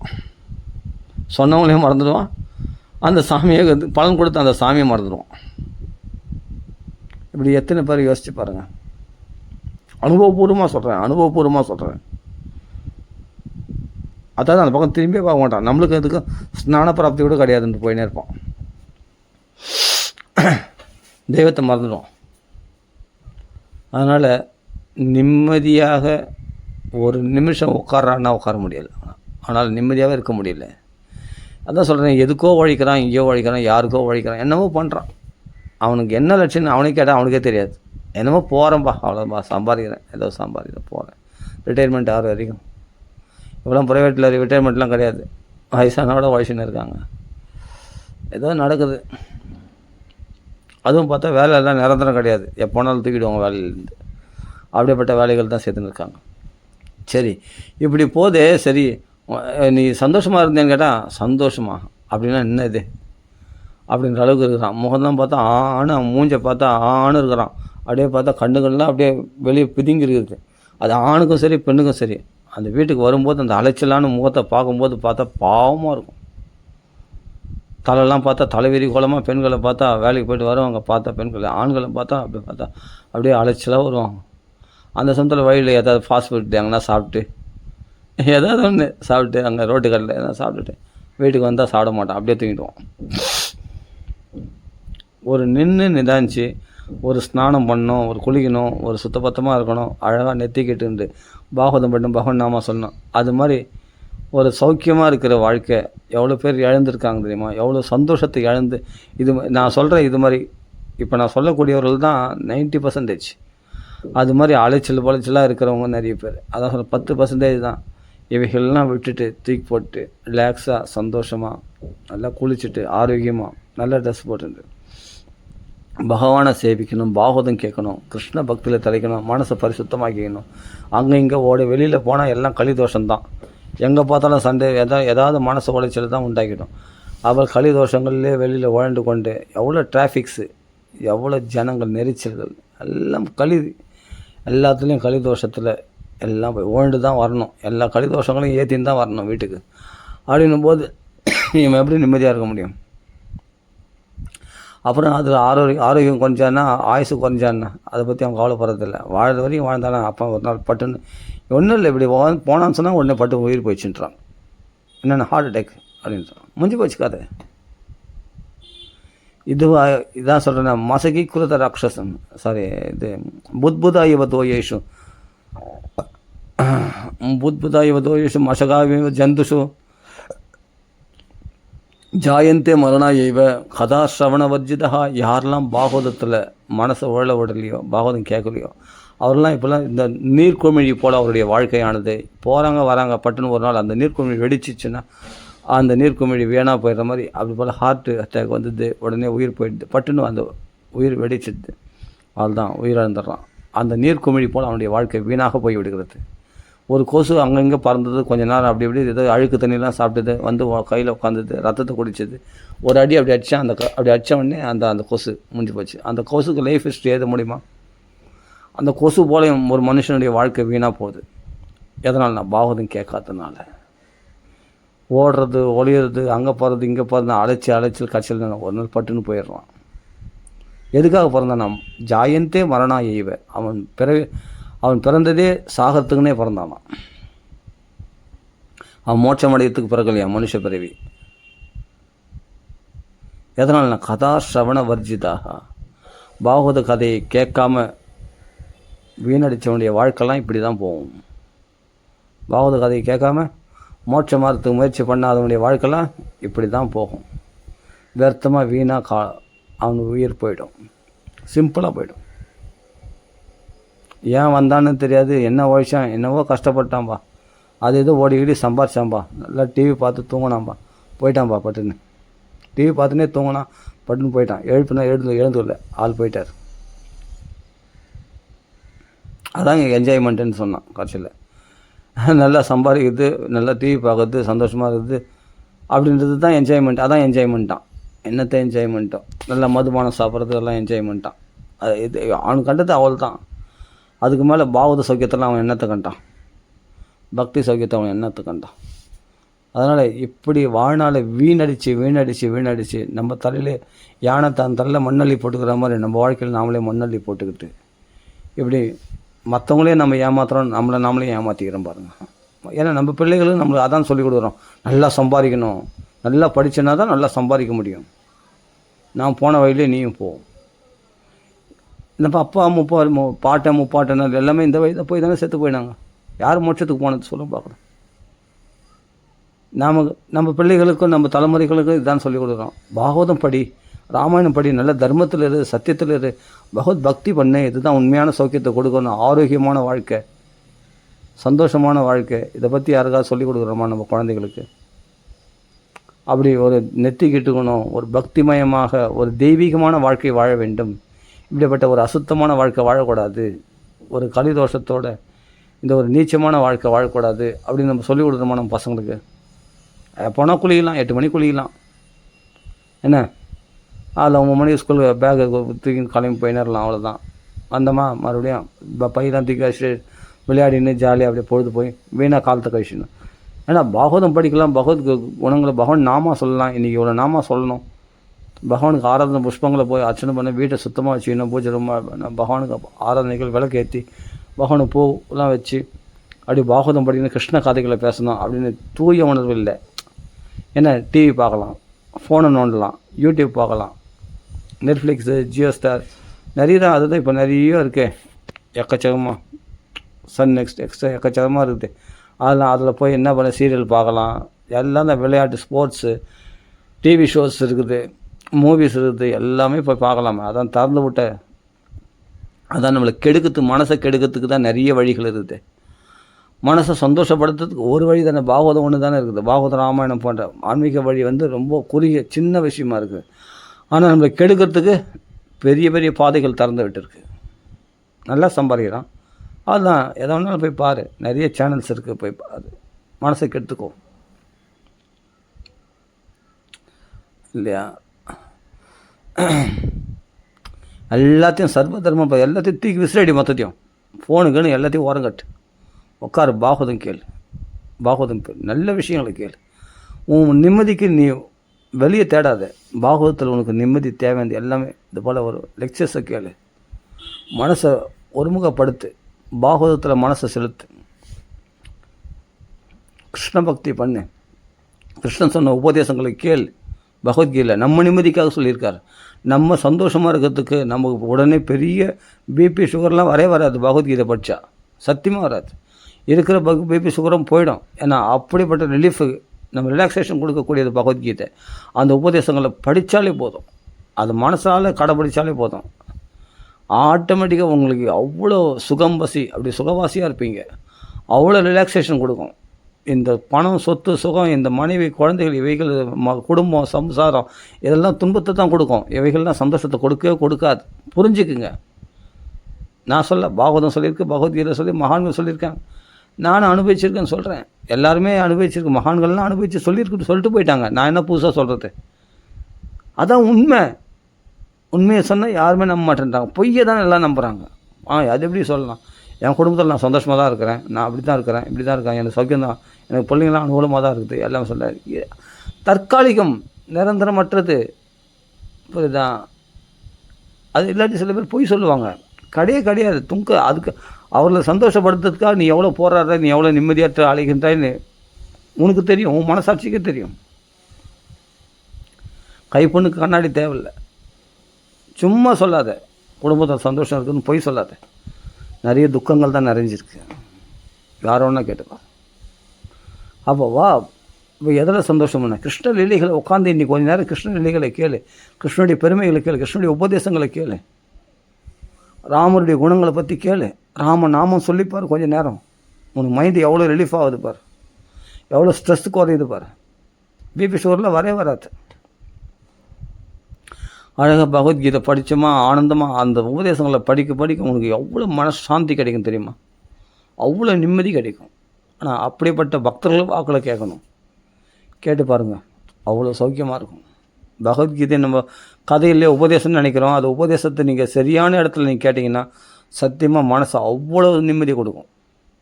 உடனே கிருஷ்ண பக்தி நமக்குள்ளே உண்டாகும். சரி, ஓகே. அதனால் லோக விஷயங்கள் எவ்வளோ மும்முரமாக இறங்குமோ அவ்வளோ நரகத்துக்கு நாமளே பாதையை வகுத்துக்கிறோம், மரணத்தின் வழியில் செல்கிறோம் அப்படின்னு தெரிஞ்சுக்கணும். எவ்வளோக்கு எவ்வளோ பகவத்கீதை இது போல் ஆன்மீக விஷயங்களில் தீவிரமாக நம்ம ஈடுபடுற மனசை செலுத்துகிறோமோ அவ்வளோக்கு அவ்வளோ மனசு ப்யூரிஃபை ஆகுது. அதனால் வாழ்க்கையில் லோக விஷயங்கள் சௌக்கியத்தை அனுபவிக்கலன்னு சொல்லாதீங்க. அந்த அனுபவிக்கின்ற ஆசையை நம்ம என்ன அனுபவிச்சதுனால தான் வருது. அனுபவிக்காது எதுவும் அனுபவத்தில் வராது. எல்லாத்தையும் அனுபவிச்சிட்டோம். புரியுதா? இனிமேல் லோக சுகங்களை அனுபவிக்கிறதுக்கு ஒன்றுமே இல்லை. அதனால் இப்போ இனிமேலாவது நம்ம பாகவத சௌக்கியத்தை அனுபவிப்போம். ஓகேவா? ராம ராம ராம. பாகவத தர்மத்துக்கு வரும். ராம ராம ராம ராம ராம ராம ராம ராம ராம ராம ராம ராம. எல்லா சௌக்கியத்தையும் நம்ம எல்லாமே நம்ம அனுபவித்த சௌக்கியத்தை தான் புன சர்வீத சர்வநாணம் திருப்பி அனுபவித்த சௌக்கியத்தை திருப்பி அனுபவிச்சுன்னு இருக்கிறோம். புரியுதா? அனுபவிக்காது எதுவும் அனுபவத்தில் வராது. ஏற்கனவே எல்லா சௌக்கியத்தையும் அனுபவிச்சிட்டோம் முன்ஜென்மத்தில். அது முன்ஜென்மத்திலலாம் இப்போ புதுசாக அனுபவிக்க வேண்டியது ஒன்றுமே இல்லை. புதுசாக இருக்கிற மாதிரி உனக்கு தோணுது, உன் ஃபீலிங். அப்போ தான் அதான் மாயை. இல்லாதது இருக்கிற மாதிரி தோணுது. ஒன்று எதுவுமே புதுசாக அனுபவிக்காத மாதிரி. இப்போ ஒன்றும் இல்லை, சாம்பார் சாதம் நீ சாப்பிட்டதே இல்லையா வாழ்நாளில்? ஆனால் இன்றைக்கி பார்த்தா அவ்வளோ டேஸ்ட்டாக சாப்பிட்றது, ருசிச்சு சாப்பிட்றேன்னா இப்போ புதுசாக சாப்பிட்ற மாதிரி இருக்குது. அதுதான் மாயை. ருச்சி ஒன்று அப்போ சாப்பாடு இன்னும் அதிகமாக சாப்பிடணும்னு தோணுது. அப்போ நாக்கு ருச்சி. அப்போ வாழ்நாள் நீ சாப்பாடு இதுவே 1000 தடவை சாம்பார் சாதம் சாப்பிட்ருப்பேன். ஆனால் இப்போ சாப்பிட்றது எப்படி இருக்குது? புதுசாக சாப்பிட்ற மாதிரி இருக்குது. இதுதான் மாயை, உன்னை ஏமாத்துது. அது மாதிரி வாழ்க்கையில் நான் எந்த சௌக்கியத்தை அனுபவிக்கலன்னு சொன்னால் பொய். நிறைய சௌக்கியத்தை அனுபவிச்சதுனால தான் இப்போ சௌக்கியத்தை அனுபவிக்கின்ற ஆசை உனக்குள்ளே உண்டாகுது.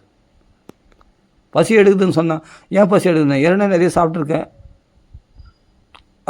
அப்போ பசி அடங்கிடுச்சு என்ன? அப்போ இனிமேல் பசி எடுக்கக்கூடாது இல்லையா உனக்கு? ஆனால் ஏன் மறுபடியும் பசி எடுக்குது? அதான் மாயை உன்னை ஏமாத்துது. டைஜஷன் ஆகிட்டு மறுபடியும் பசி எடுக்கு, மறுபடியும் சாப்பிட மறுபடியும் ஒன்று ஏமாற்றும். மறுபடியும் பசி எடுத்தெல்லாம் சாப்பிடணும். அதுதான் நீ கஷ்டப்பட்டு உழைக்கிறேன் வயிற்றுப்பாட்டுக்காக. அப்போ இது மாயின்னு தெரியலையா? உன்னை ஏமாத்தி. அப்போ நான் அனுபவிக்கல, நான் சாப்பிட்டதே கிடையாது, இப்போ தான் புதுசாக சாப்பிட்றேன், பசியோடு இருக்கேன், சாப்பிட்றேன்னு. இப்போ இவங்க நீ சாப்பிட்டதே கிடையாதா? சாப்பிட்ருக்கேன், ஆனால் அது டைஜஷன் ஆகிடுச்சு. இப்போ சாப்பாடு ஆசை உண்டாகுது, அதனால் சாப்பிட்றேன். ஆனால் சாப்பிட்லன்னு சொல்ல முடியாது. இது வரைக்கும் 1000 தடவை 1,00,000 தடவை சாப்பிட்ருப்பேன் நீ சாப்பாடை. இப்போ பசி எடுத்து சாப்பிட்றேன். ஆனால் சாப்பிட்டது இல்லைன்னு சொல்கிற பற்றியா அது போய். ஆனால் சாப்பிட்டுருக்கேன், ஆனால் இப்போ பசி எடுத்து மறுபடியும் சாப்பிட்றேன் அப்படி வேணா சொல்லு. ஆனால் சாப்பிட்டது இல்லைன்னு சொல்லாது. அதே மாதிரி தான் முன் ஜென்மத்தில் நான் எல்லாத்தையும் சௌக்கியத்தையும் காம சௌக்கியத்தையோ இல்லை நாக்கு ருச்சியோ சாப்பாடு சௌக்கியத்தையோ இல்லை காம சௌக்கியத்தையோ இல்லை பொண்ணும் பொருளுமா இல்லை பண சௌக்கியத்தையோ இல்லை குடும்ப சௌக்கியத்தையோ எல்லாத்தையும் நீ அனுபவிச்சிருக்க. அனுபவிக்கணும்னு போய் சொல்லாத. இதுதான் அந்த அனுபவிக்கணுன்ற ஆசை இப்போ உனக்கு உண்டாயிருக்கு, இப்போ உனக்கு தேவைப்படுது, அதனால் இப்போ கேட்குறதே தவிர ஆனால் அனுபவிக்கணும்னு சொல்லாத. இதுக்கு முன்னாடி நிறைய தடவை அனுபவிச்சிருக்க. அனுபவிச்சதுனால தான் இப்போ அனுபவிக்கணுன்ற ஆசை உனக்குள்ளே உண்டாகுது. அந்த வாசனை அது மனசில் பதிஞ்சு போயிருக்கிறதுனால அந்த வாசனை மறுபடியும் அனுபவிக்கணுன்ற தூண்டுது. ஒன்று புரிஞ்சிக்கும். லாஜிக் புரிஞ்சிக்காமல் நம்ம எதையோ வளர்ந்து இருக்கக்கூடாது. நான் வாழ்க்கையில் இந்த சௌக்கியத்தை அனுபவிக்கலன்னு சொன்னால் பொய் சொல்கிறான்னு அர்த்தம். புரிஞ்சுங்க. சரி, ஓகே. அதனால் நம்ம இந்த சௌக்கியம்லாம் வேணாம், இதெல்லாம் ஏற்கனவே அனுபவிச்சாச்சு. அனுபவித்த சௌக்கியத்தை திருப்பி அனுபவிச்சு என்ன கிடைக்க போகுது? அனுபவிக்காத சௌக்கியம் எது தெரியுமா? கிருஷ்ண பக்தி சௌக்கியம். பக்தி சௌக்கியத்தை அனுபவிச்சுன்னா இந்த ஆசைகள்லாம் நம்மளுக்கு பௌதிக ஆசைகள் உண்டாகாது. பௌதிக ஆசைகள்லேயே நீ உழந்ததுனால மறுபடியும் பௌதிக ஆசைகள் உனக்கு உண்டாகுது. மறுபடியும் அனுபவிக்கணுன்ற ஆசை உண்டாகுது. கிருஷ்ண சௌக்கியத்தை அனுபவிச்சு ஆரம்பிச்சிட்டேன்னு சொன்னால் அப்போ கிருஷ்ண சௌக்கியத்தில் தான் புத்தி போகும். திருப்பி அனுபவிக்கணும்னு அதில் வளர்த்துண்டா அது மோட்சத்துக்கு வழிவகுக்கும். இது மரணத்தின் வழிவகுக்கும். மரணத்தின் வழியில் போகிற பாதை இது பௌதிக சௌக்கியங்கள். ஆனால் ஆன்மீக சௌக்கியங்கள் கிருஷ்ண பக்தி சௌக்கியமானது மோட்சத்துக்கு போகிற பாதை. ஜாக்கிரதை. ராம ராம ராம ஸ்ரீ ராமநாம संगीतम की जय, आंजनेय स्वामी की जय, श्रीमद् भागवत भगवान की जय, राम राम राम राम राम राम, साधु साधु मंडली की जय.